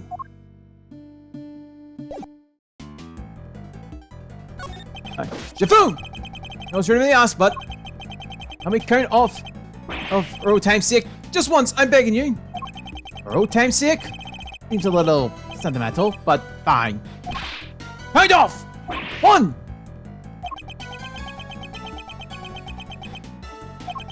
Alright, Shifu. It just doesn't feel the same on my own. It's kind of lonely. Oh! Doesn't matter if there's one of you, or 100. You may be on your own right now, but the pack was always with you. Quit whining about being late and high like you mean it. Count on. 1, 2, 1, 1, 1. Is he crying? Yeah. Looks chillier than the chilliest liquid here, Mazarino. Somebody might have to warm me up. Could you maybe take this a little more seriously, Mr. Fender? Are you okay, Master? Anything? Can't believe this whole sorry tale began right here. Kinda crazy, right? Yes, it is a little. What were Fades and the Chairman up to, though? Where were they going with all this? Where indeed? I'd very much like to know that myself. I'd very much like to know where you two are going to admit how much you love your Uncle Eddie. Ha! Not anytime soon. Come on, Mr. Fender. You're not taking this seriously at all. It did for about 3 sentences, which is something of a record. Yeah. What do you want? Sean, I wonder if you could tell us a little more about the circumstances surrounding your kidnapping. They took you when you went to the garbage disposal area, right? But what were you doing there? It's alright, you don't have to talk to him. He can just ask me himself. Hear that, Mr. Edgeworth? I think he's starting to warm to you. I went to the garbage disposal to throw away the flowers that were on that body. It wasn't far, and I figured they'd be less likely to affect them there if I threw them in the garbage can. I tried to get in there last night too, but it was locked. You had to come back today and try again? Yeah, but when I was there, somebody came up behind me and put something over my face. Oh yeah! Snoozing is easy freezy with freezies! The fact that she was drugged with it too doesn't seem to bother her. I guess it is a catchy name. However, it was pretty strong, but I never saw the face. I see. Thank you. That was very helpful. What can you tell us about the time between when you were kidnapped and when you were found? Not a whole lot, I bet. Snoozing is easy with freezy with freezies. I remember waking up feeling cold, sorry. I was somewhere big and empty and dark. There were cardboard boxes and some other languages written on them. Figured it must have been a storeroom. But it was actually a giant refrigerator. Businesses use them to keep stuff chilled.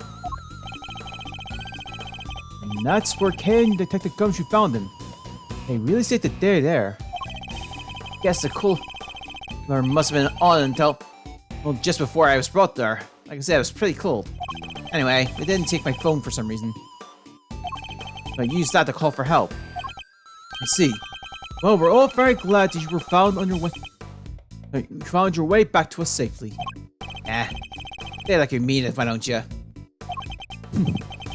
He's not the most gracious child I've met. Reminds me of certain somebody else.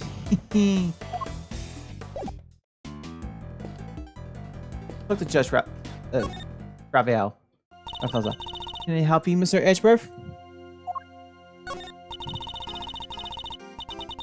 I cannot thank you all enough for returning Sean safely to me.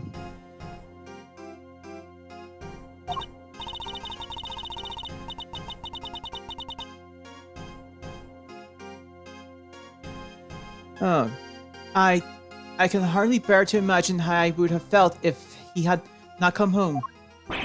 Hey, old guy! Can't you see you're signing her? That was not my intent at all. Look at her little knight in shining armor. Defend his mom's honor. Shut up! I wouldn't if you didn't keep... That's enough, Sean. Mr. Edgeworth, if you'll allow me, I would like to apologize again. I failed in my duties as a servant of justice. I will not ask you to forgive me. I only ask that you understand that I... Judge Raphael, I don't presume to know the goddess of justice as well as you do. She was a mother, was she not?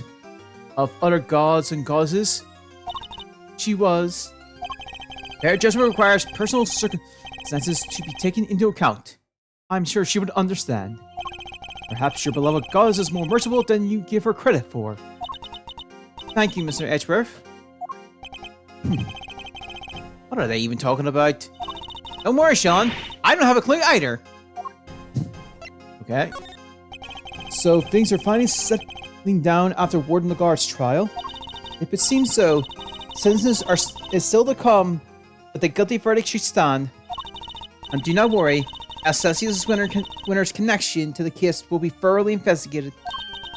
Have faith, Mr. Edgeworth. Eustace is a changed man. Indeed. He simply had some growing to do. But then, don't we all, Kay included? Huh? I kind of feel for him now.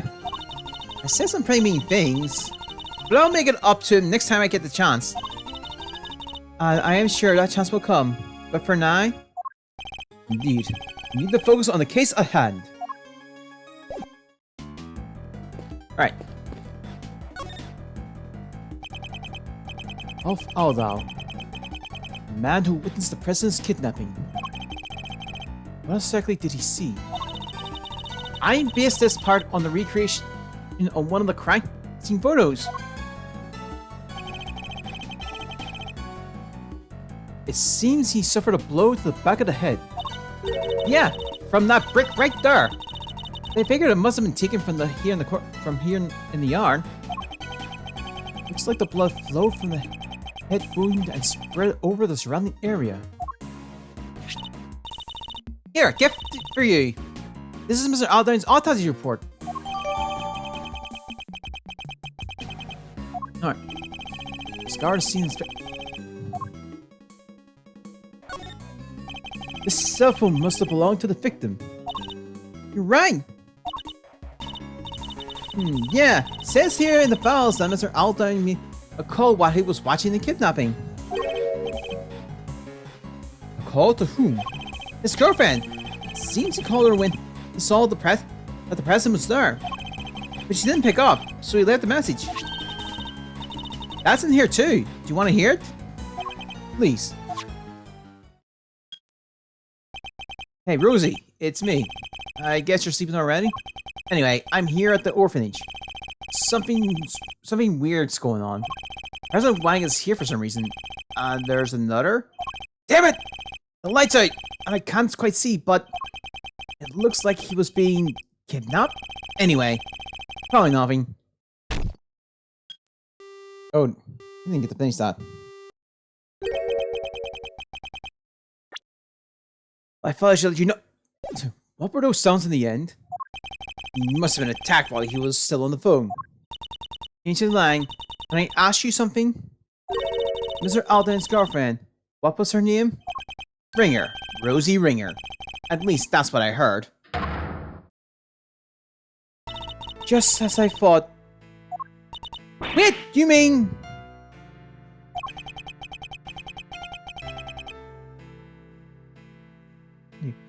Her revenge for what happened 12 years ago? All Miss Ringer was left with were the memories of personal facts of her lover. And so, seeking revenge on Charmer Winner, she made her appearance at the auction. So she really was over revenge on the Charmer Winner, wasn't she?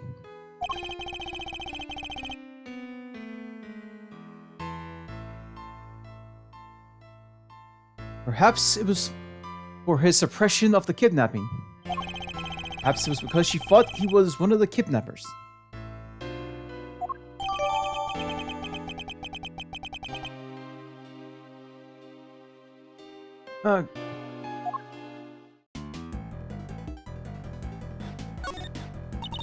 Somebody dropped a yellow flower here.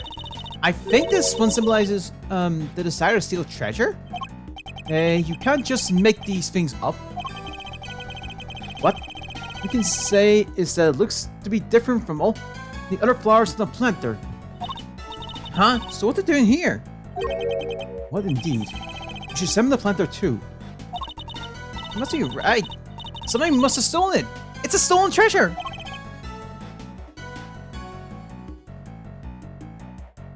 Okay. I think this one might actually symbolize the growing anger of a former prosecutor?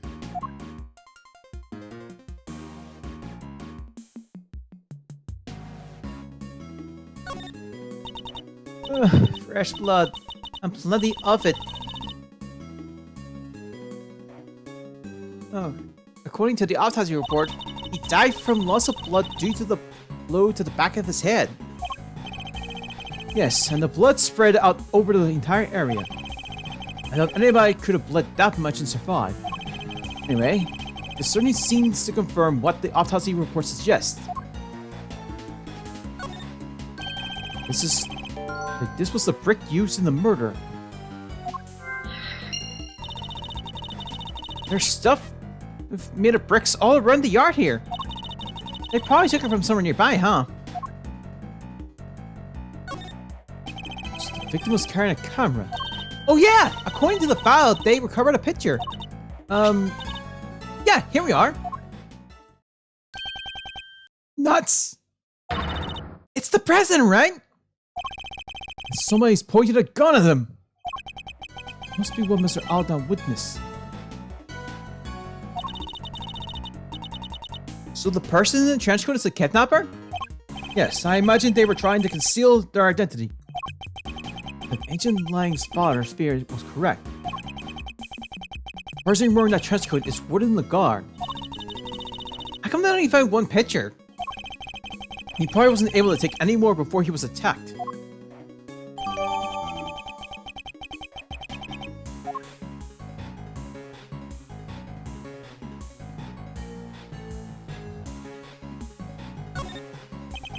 Alv Alfdown, freelance journalist, killed after witnessing the kidnapping of President Wang. Even the reiteration, it's pretty gruesome, huh? It's even worse in the actual crime scene photo. There's a lot of blood. It seems mostly to have come from the back of his head. As you can see, that area is completely kicked. Yeah, the autopsy says that that's where he was hit with the brick. Indeed. I imagine his attacker must have snuck up on him from behind. Looks like he's clutching something in his right hand. Oh yeah! They might send the file somewhere. Let's see. Point is, it was a button. A button? Worn from the attacker's clothing, perhaps?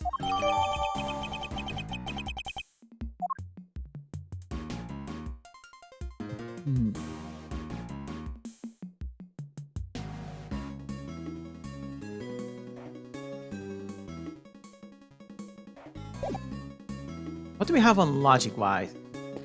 There's still something we can...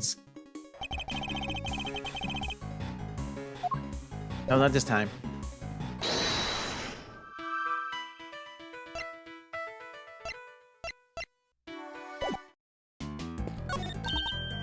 Hey! That's Arch! We've seen it somewhere before, right? Indeed we have. It's the same one that stands over the entrance of the big building today. But this is supposed to be how things looked 12 years ago. Was it there the whole time?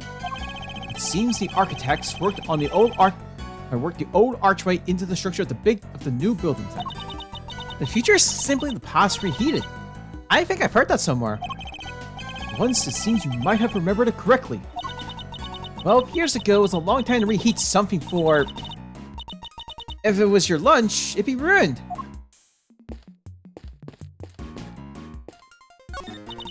Igloo is shaped like a bird. The perfect balance of cuteness and scariness. I guess you could call it a bageloo? It is quite large. You could probably fit as many as 3 people inside it. Yeah, and they could live in there for 3 whole years. 3 years? What about the summer? Wouldn't the big igloo melt? Again, say it again, Mr. Ezra, please, one more time. Wouldn't the igloo melt? Ah, you're no fun.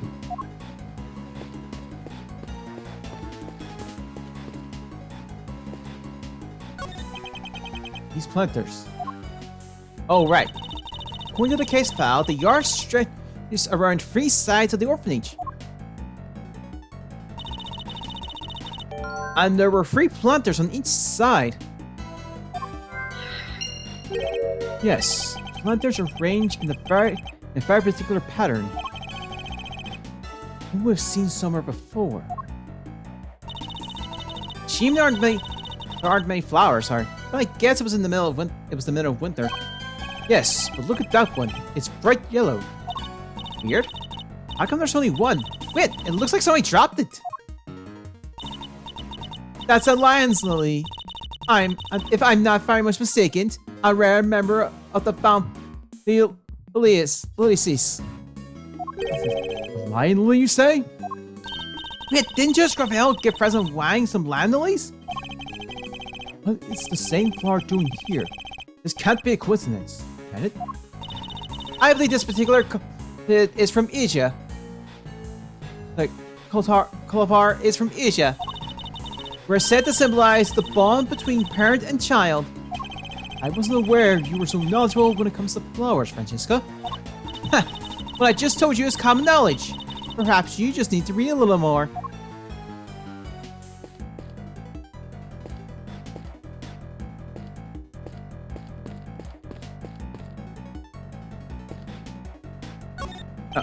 These footprints stopped by the body. Stopped by the body. I guess that means they belong to Mr. Alden, right? His feet were pretty big. What's that? About a size 12? According to the files, they were the same size as his shoe. It's a match. These footprints go towards the body and come back. According to the case files, they're thought to be the killers. They're about a size 9. Pretty average in other words. It seems the police weren't able to track down who the murderer was from them though.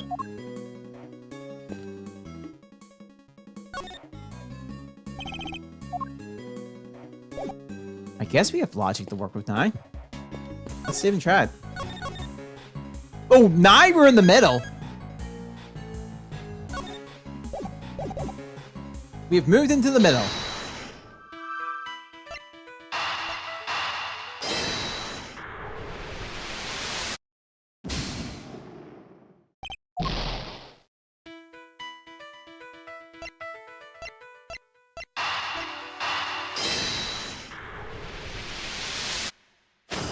Huh, that's not a sort of thing. So that's what our monster's hoof prints really were. Wait, what? Recall the arrangement of the prints. Now compare to that of the planters. Whoa! That's right. I believe the footprints are located exactly where our planter once stood. So Chairman Winter was digging around the front of them? He was? And why might he have been doing that? We have a piece of evidence in our possession that answers the exactly that question.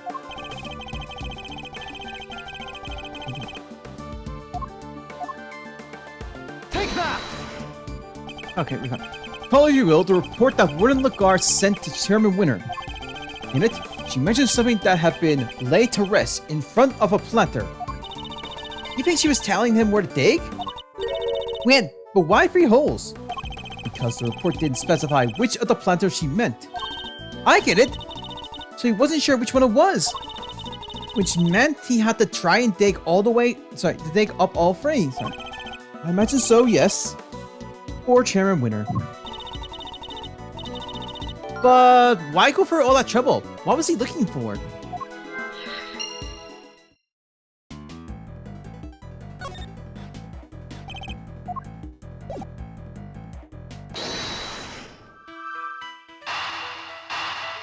I don't think we have left. I don't think it'll work. No. Which means we're missing something.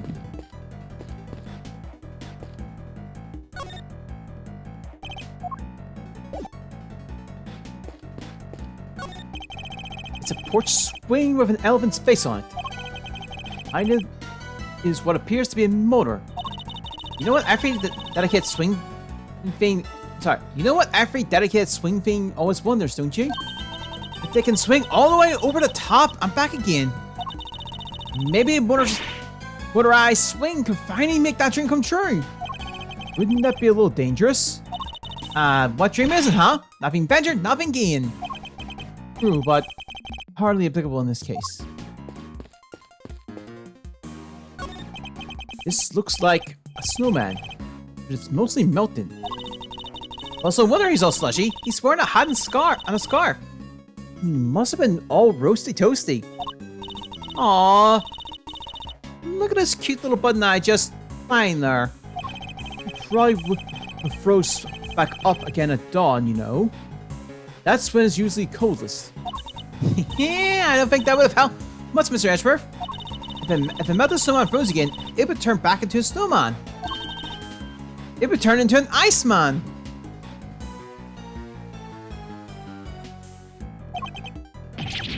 What? Is what I bet you want me to say, isn't it? Too bad.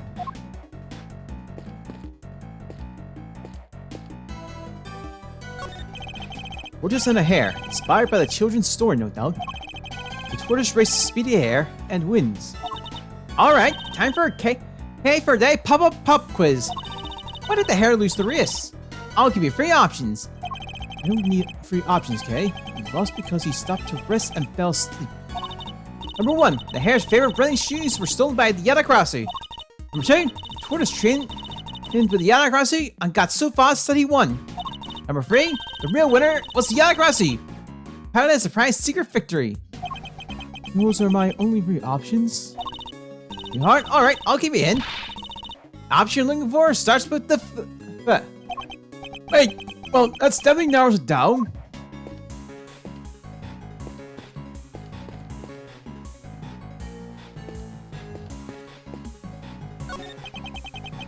There are birthmarks on this pillar here. The report says there was a fire sometime on the evening of the incident. Fire. Let's see. Where was it again? Ah! Yeah, one of the orphans set a fire with some kerosene. Some kind of prank, probably? Some sort of prank, probably? They sound like a lovely bunch. That's what too likely. It seems their antics spoiled our chance of finding any footprints near the entrance of the building.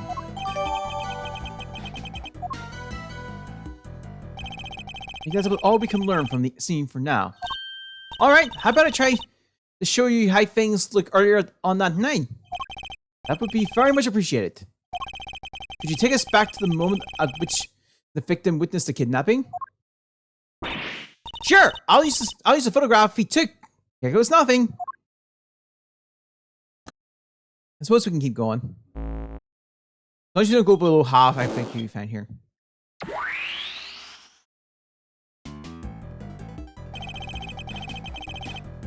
There's Mr. Alton in the middle of the plant there.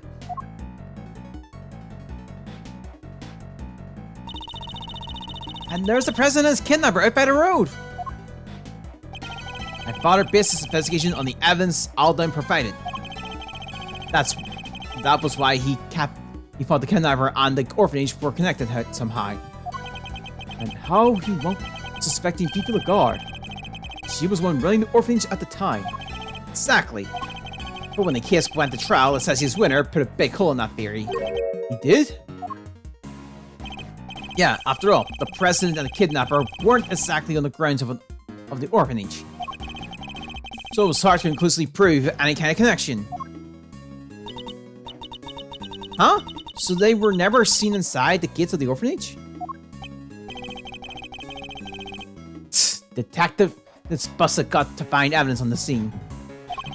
And then prosecutors came along and twisted it to their own ends. For their own ends, sorry.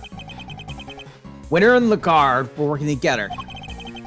They had some kind of deal, I'm sure of it.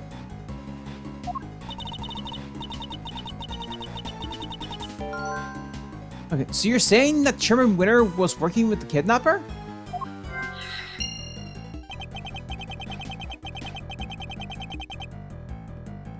Your father was convinced that Lagarde was the culprit, correct?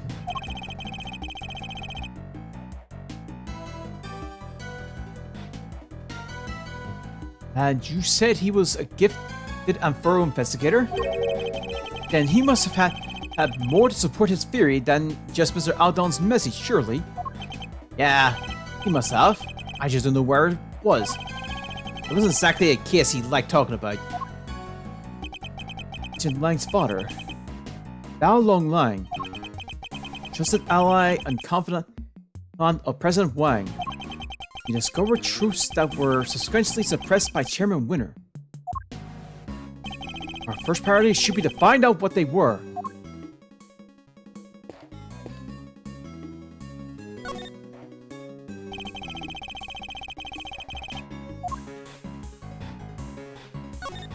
Let's hear this. Hey, that snowman! It was nothing as if the morning after the murder, huh? And the muffler was all wet. And this little bomb I have fallen off. Indeed. It still looked reasonably healthy at this point. Though not entirely. I can see one thing that's missing. Aw, poor guy. I bet some kid took it as a stupid plank. Not a bad piece of thieving, though. Maybe they have potential. I think one of the orphans took it? I'm not so sure. In fact, I think it was grabbed by someone else entirely.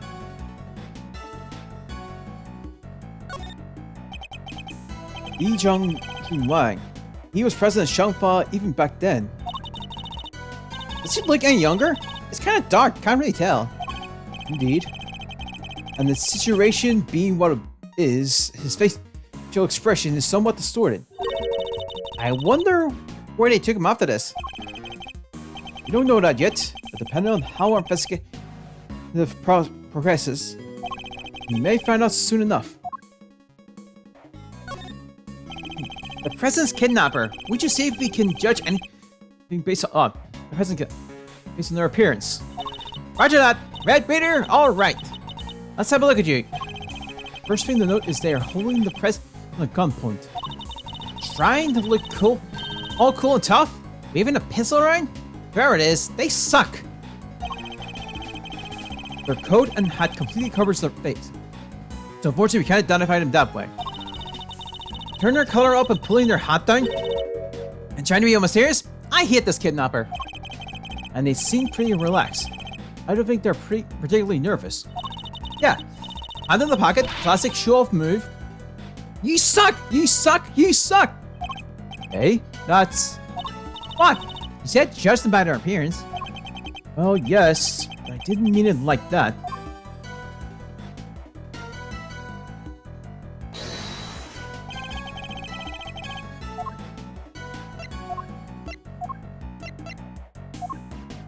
Eureka!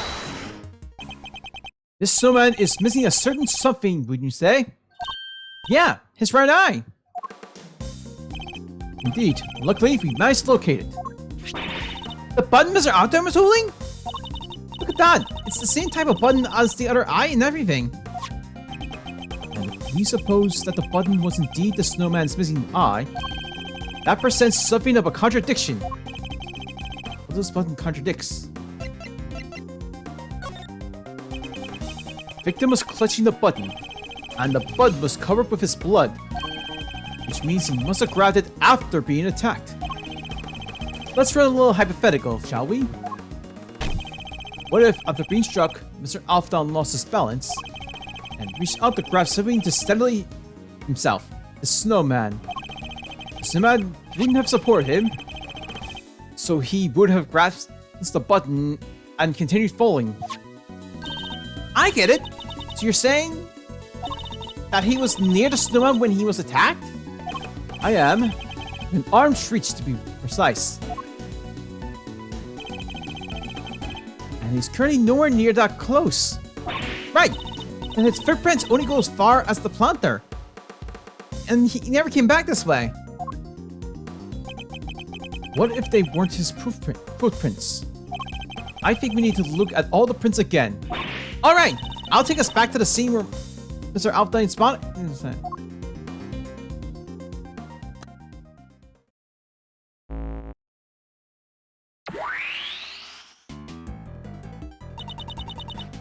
But the footprints on the left definitely match up with Mr. Alfdown's shoes, right? What's the deal?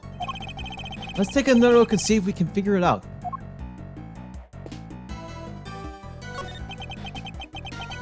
Maybe sure these are Mr. Alfdown's footprints. Well, they're the same size, a 12, which is pretty big. And the prince matches shoes. Let's go straight to the planter where Spy was found. As we established, when he was attacked, he fell and grabbed the button of the snowman. Well, being a great thief, I know a few contortionist tricks. But that would be way beyond even me. No matter to stretching his arm that far? Physically impossible. I think we can reasonably certain that the prince remained by the shoes of the victim he was wearing. Let me be certain that they were actually the victim's shoes. I should take another look at them.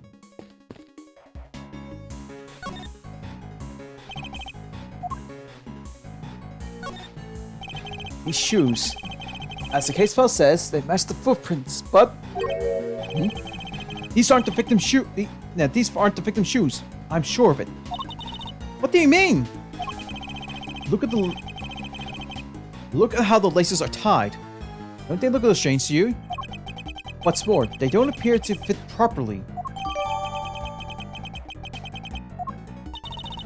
So these prints, they go right up to where the victim's found, and they stop right by his feet?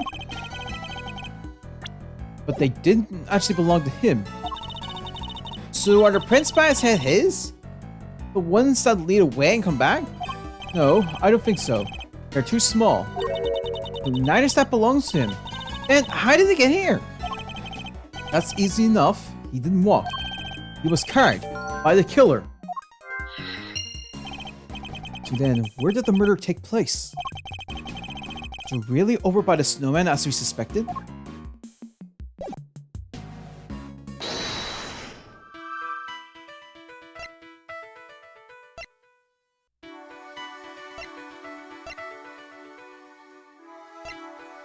Oh.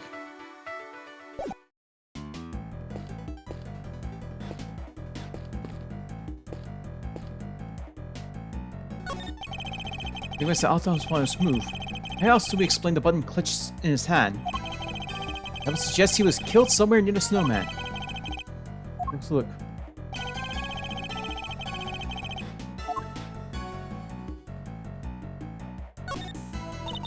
Poor snowman, he's not looking good. I bet it helps. Snow and ice eventually melt. That's just how it is. And so do mysteries. All we have to do is wait, and the snowman of the kiss will melt into the clear water of the truth. All you have to do is wait, Kay. I have the work to do to solve those mysteries. Size 9 footprints going towards the body and away from it. The kiss file says they must have belonged to the murderer. They grow fainter as they get closer to the orphanage gates. That's just because there's less snow over there, no? You know, as it may, it certainly doesn't help in matching the prints up with the name and face.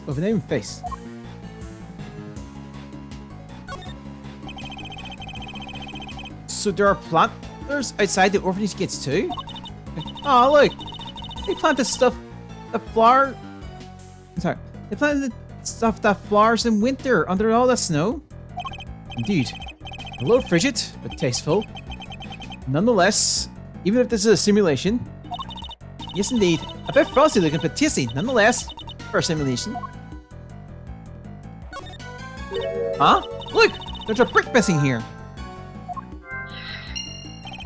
The rest of the brickwork looks fine.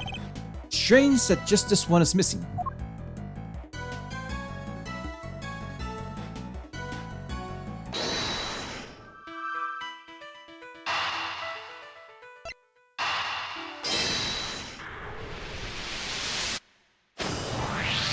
Okay. It seems quite likely that the missing brick was the one used in the murder, wouldn't you say? Oh yeah! Now that you mention it, they're the exact same shape and size.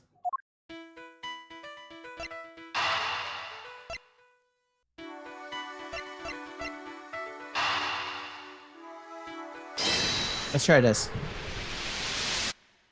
Yeah! I think we have to conclude that the murder actually happened over by the snowman. Right, the button came from there, and the brick too. Indeed. And what's more, if the murderer took the brick from the right like from right by the snowman, and then tried to sneak up to the victim all the way over by the planters, Mr. Alton would have seen them right away. Exactly. I think we need to update the simulation, Kay. Mr. Alton wasn't standing by the planter. He was right next. He was next to the snowman. Gotcha. All right, here goes.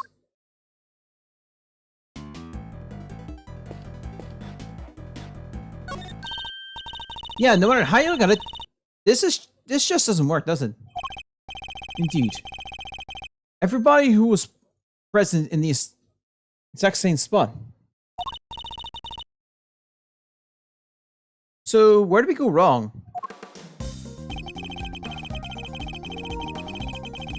Oh.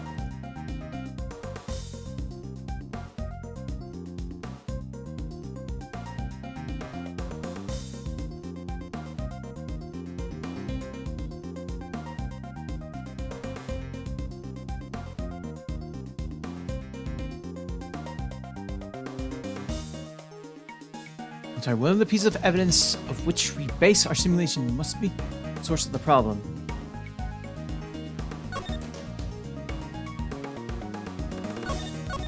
We'll be fine with this.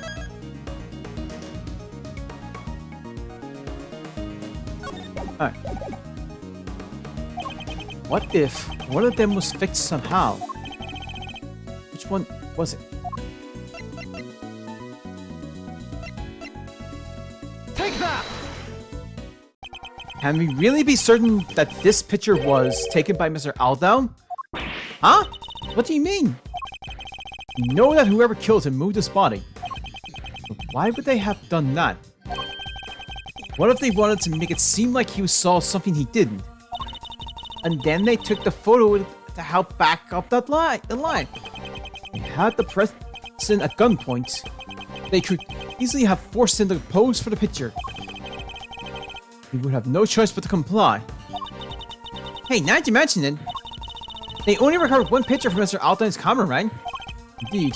I imagine his killer probably removed the film that was already there and replaced it with another, thereby ensuring that but the only picture found was the one they staged. Yeah, that makes total sense. This picture was actually taken after Mr. Alton was killed. No way! And there you have it. The picture doesn't show what Mr. Alton saw at all. It seems highly likely that it was simply staged to make us believe that was the case.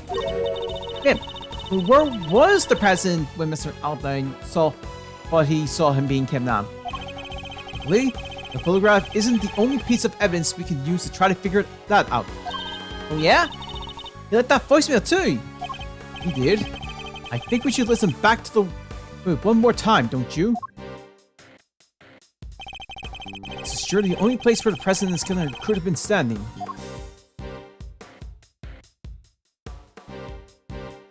Take that!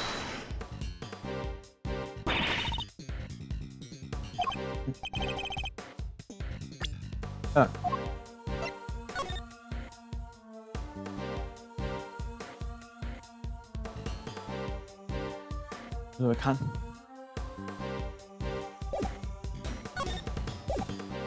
Alright.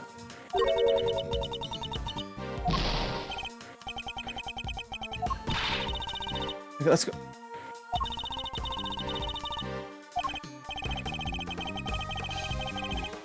Oh, right.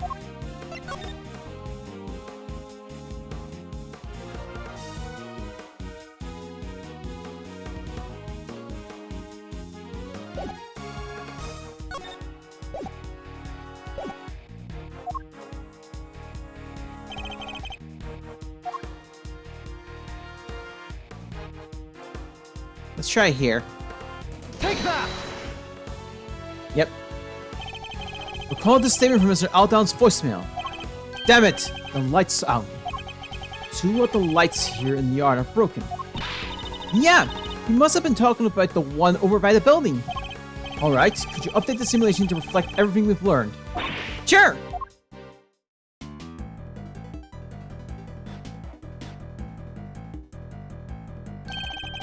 And there we have it. The kidnapper was really standing over by the building. Yes, which would certainly have strengthened the fear, meaning that they were connected to the orphanage. So they moved the body and seized the photograph to distort the picture painted by the voicemail, which helped them undermine the idea that the orphanage was involved when the case went to trial. Well, that certainly changes what this particular part of the simulation tells us. I imagine it will also affect our understanding of the scene when the body was found. Only one way to find out! Ready to make the jump? Switch between the two recreations. I need the first. Okay, talk.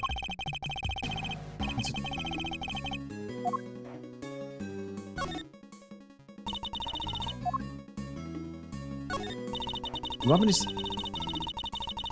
Alright.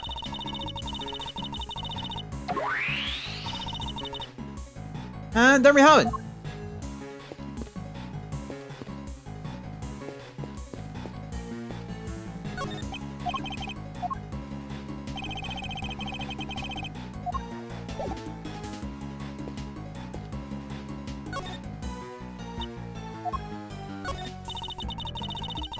Alright.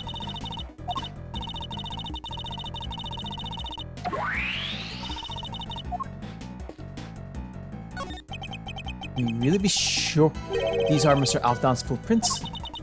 Well, they're the same size, at 12, which is pretty big. The prints match his shoes. He has to go straight to the middle of the plot where his body is found.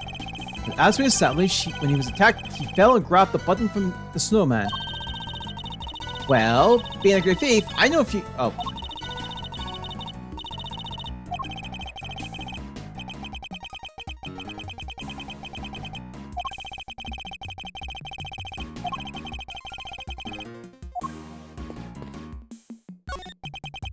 These nurse. According to the KISS file, the yard stretched around 3 places of the orphan days. Jesus.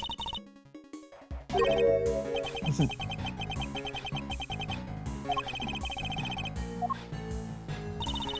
Okay.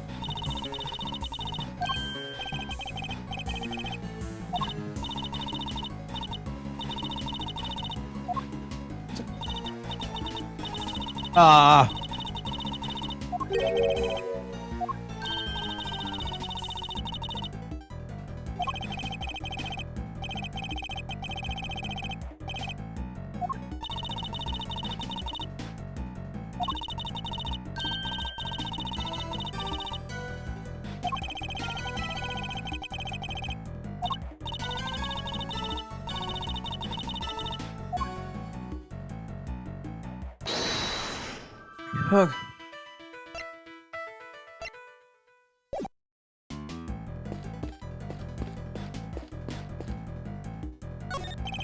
There's no mistaking it.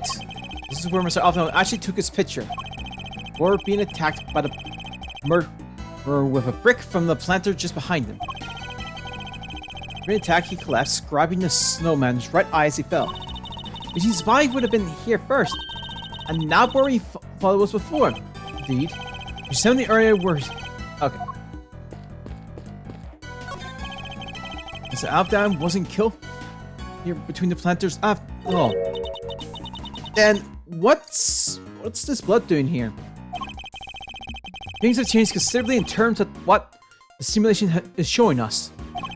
If we want to look more closely at this blood... Okay. Oh, we did it from the other side.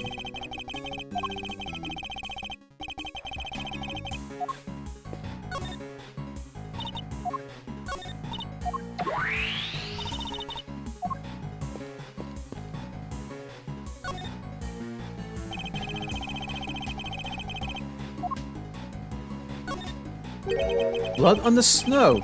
A lot of it. It certainly looks as if a murder occurred here, doesn't it? Yeah. But we just figured out that Mr. Alfdon was killed over by the snowman, right? We did. I think this blood might belong to somebody else. What? But the police report said the blood was Mr. Alfdon's.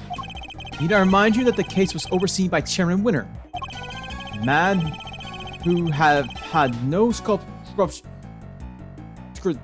about altering the official record over something this small. But then why go to all that trouble? Couldn't he have just cleaned up the blood instead? He wasn't able to. Think about it. He knew that this was where the police would find Mr. Outlawn's body. He knew that the police would have certain scientific methods at their disposal to look for clues. Oh, you mean the luminol? Yeah, that would have found traces of blood if they used that for sure. Exactly. He wouldn't have been able to clean it up to the point where it was undetectable. Or easier to falsify the result of any such tests when they came back in. It would simply have been a matter of replacing the official result with a doctored copy. Yeesh. So we've been looking at a forgery all this whole time? That sucks. Wait, that says Mr. Outlawn's clothes were covered in blood too. It does. And if they were, which seems entirely believable, it suggests that whoever's blood this is, it wasn't yet dropped when Mr. Outlawn's body was placed here. I get it. Which means that the other person's blood was spilled not long before Mr. Outlawn was killed. I think it does, yes. If that's the case, isn't that percent something of a contradiction?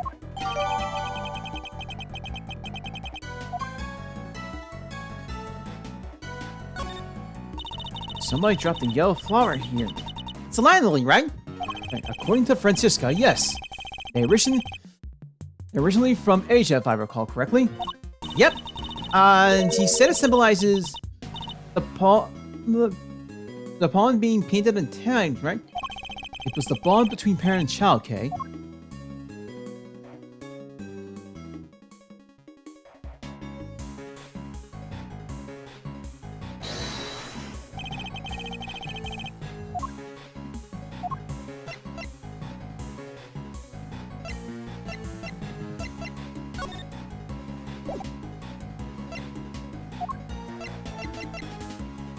Eureka! Oh, now we're in the house.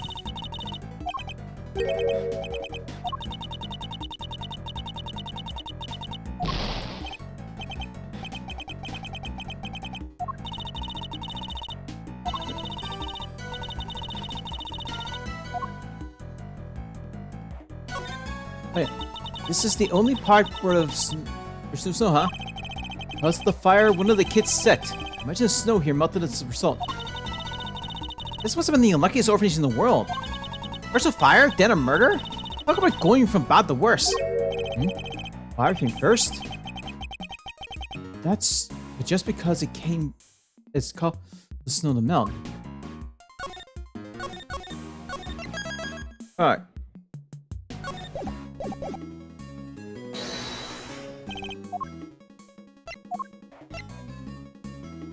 Eureka!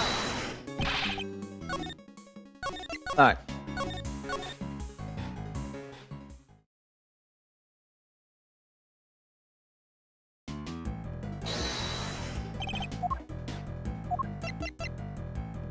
Eureka!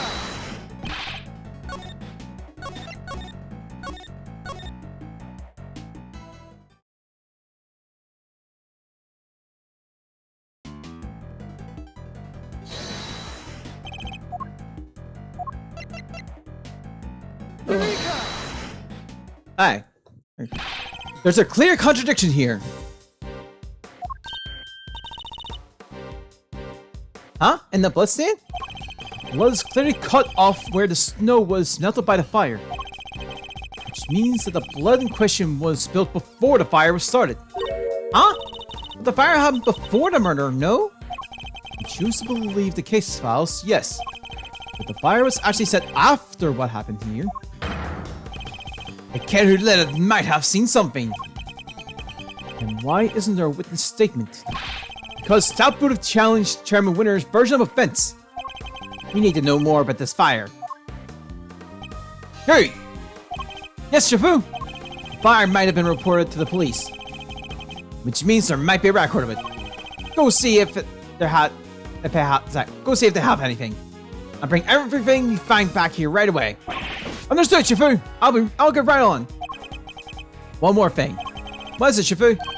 Contact my family back in Shanfa. Tell them to search my father's office. There should be something that related to the kiss. Shoot. What kind of something exactly?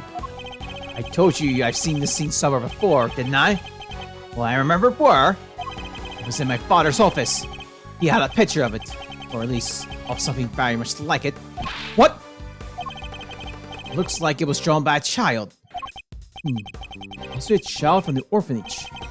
Also even the child who set the fire. It should still be there somewhere. Come to the center right away. Yes, Shifu!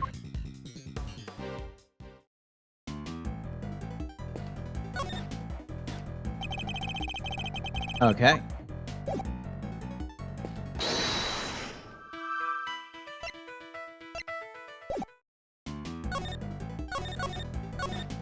Hi. The only thing we have left is just this. If it fails, I'll restart and reload. Oh, that was it, first of all. Chairman Winter was involved in President Wang's abduction. And it seems likely that whatever he dug up yesterday had something to do with the kidnapping. Oh, I get it. You do? You bet I do. We're talking treasure, right? Look! He must have been digging up the ransom money. Ransom money. $100 million is an awful lot of cash. Burying it would have been a good way to keep it hidden until the heat died down. It certainly seems like a possibility. Glad you agree.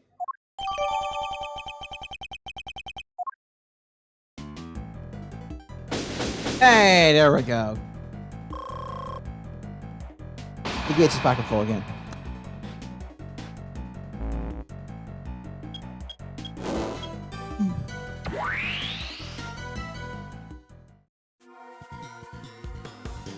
Shifu, I'm back. I brought everything the police had on the fire. And I also brought the picture from your father's office. Oh, one more thing. About time. What kept you, huh? Well, hand it over. Let's take a look at this mysterious picture, shall we? This is it. This is a picture I remember. This be the depiction of something that happened on the night of the incident? It looks like a kid drew it, huh? Yes. I'm willing to bet it's the work of the child who set the fire.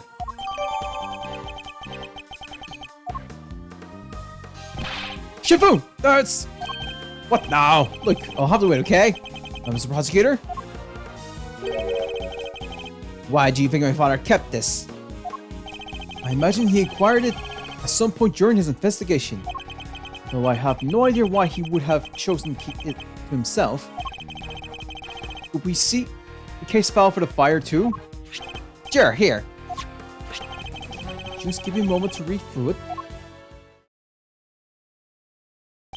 Seems the boy who started the fire snuck out of bed on the evening of the incident. And then disappeared several days later? What? Must have been because he saw something, right? No? A kid? Really? That's horrible! But sadly, not unimaginable. Huh? Looks like the kid left something behind that was put in the evidence. What's this? Nuts! What's it doing in that case file? What is it, Mr. Prosecutor? Have you seen this somewhere before? Somewhere very much like it, yes. Sorry, something very much like it, yes. We have a piece of evidence that could very well be connected.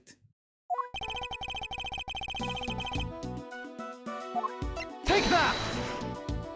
I don't know what it's doing in the evidence for that case. It looks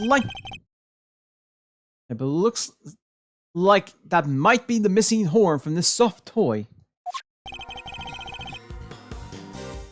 Hey, that's President Wang's! You've seen it before? Of course! He always kept it somewhere close by. I remember it because of the missing piece. Let's see.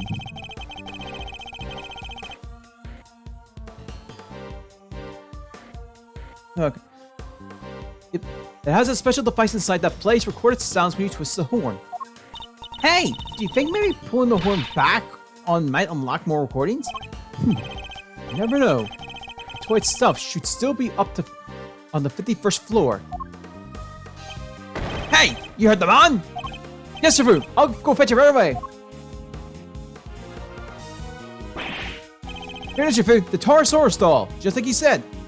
It's just like last time. Good work. I'm done with the prosecutor over there. Well, does that horn does the horn found in the orphanage fit the president's plushie? It fits perfectly. And any more recordings on there? Hi, Dingy. Sorry, President Blank. It's me, Millie. I know it's been a while. I saw in the news that you were visiting the country soon. And I didn't know where I should get in touch at all, but in the end I decided I had to. Overruled. Turn it off right now. What's going on to Judge Gravel? Are you okay? Just turn it off, please. See, I had a baby, a beautiful little boy. Your beautiful little boy. I'm sorry, that's pretty much all I wanted to tell you. Oh, except I called him Sean. Sean Finn. It has a nice ring to it, don't you think? No. Sean Finn? The kid? And also that I'll be at the orphanage on the evening of the 9th. I'll be waiting in the front yard. I thought you could meet him if you like, even if it's only just this once. I know you're a fire-based man, but anyway, that's where we'll be. Bye.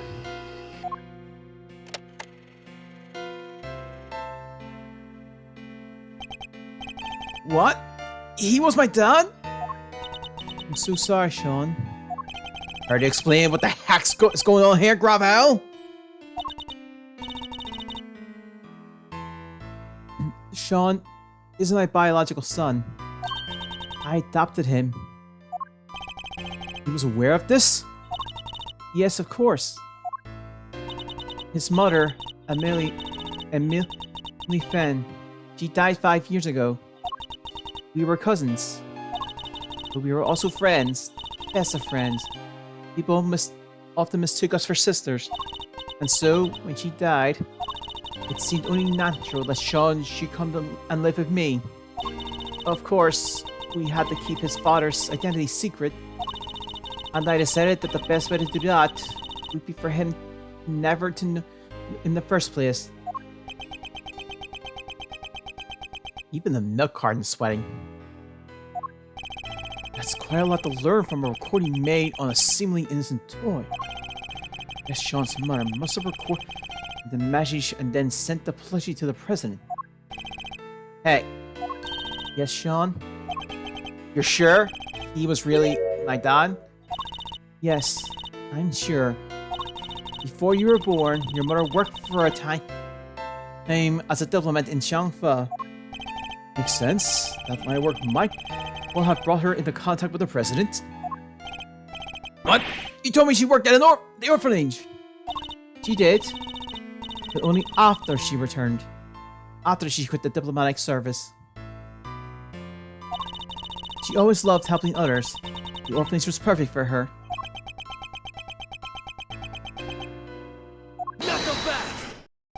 Sorry, Judge Gravel, but I have to ask. Emily, the lady who asked the president to come, why didn't she sue up herself?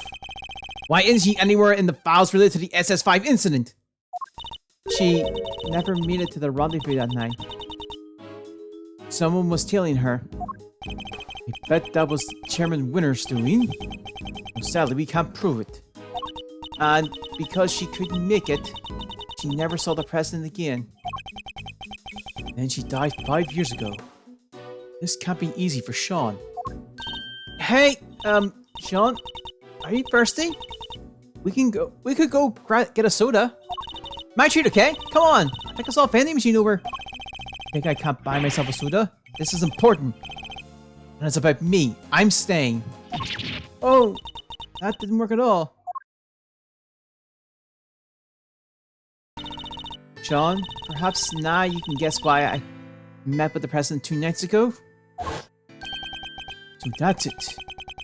That was the big secret.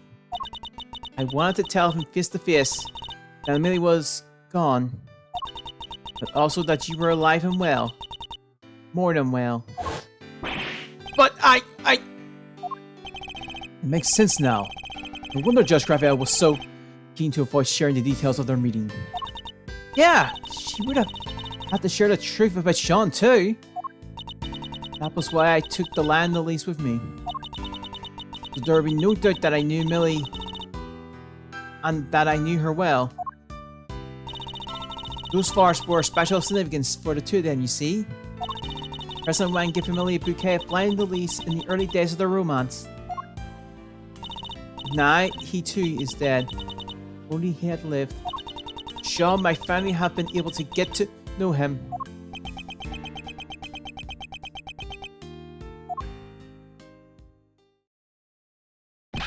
Shifu! I've been waiting for the right time to say this, but... What? What is it? You've been hovering there this whole time. Kind of weird. They sent something else from Shangfa. President Wang's will. What?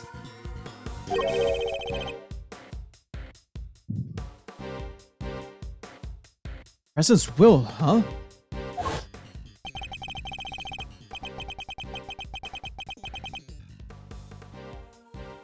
He gave my father Medal of the Medal. They had to come up with new ones just for him. In the end, there was no medal left to give him. He made us the keeper of his last will and testament. Those medals, that duty, they're our greatest pride, our family jewels. What? This is... What is it, Ancient Lang? Does it have anything to do with our current case? You could say that. Since he was planning on publicly acknowledging Sean as his son. Hold it? Sean's name appears in the president's will? We're certain that's the document. That the document is authentic? The President Ryan wrote it himself? Sure we are. It's old, but it's real. My family took charge of it back before the SS5 incident happened. You want to analyze it back home to be sure, but I stick my name on it being the genuine article. Ryan was a renowned world leader. A child nobody knew about would be sure to cause a stir. Yet he chose to mention the child in his will nonetheless. Well, that's that, I guess. I still can't quite believe it, but the President confirmed it with his own hand. There's no denying it. Sean, you're President Wang's son.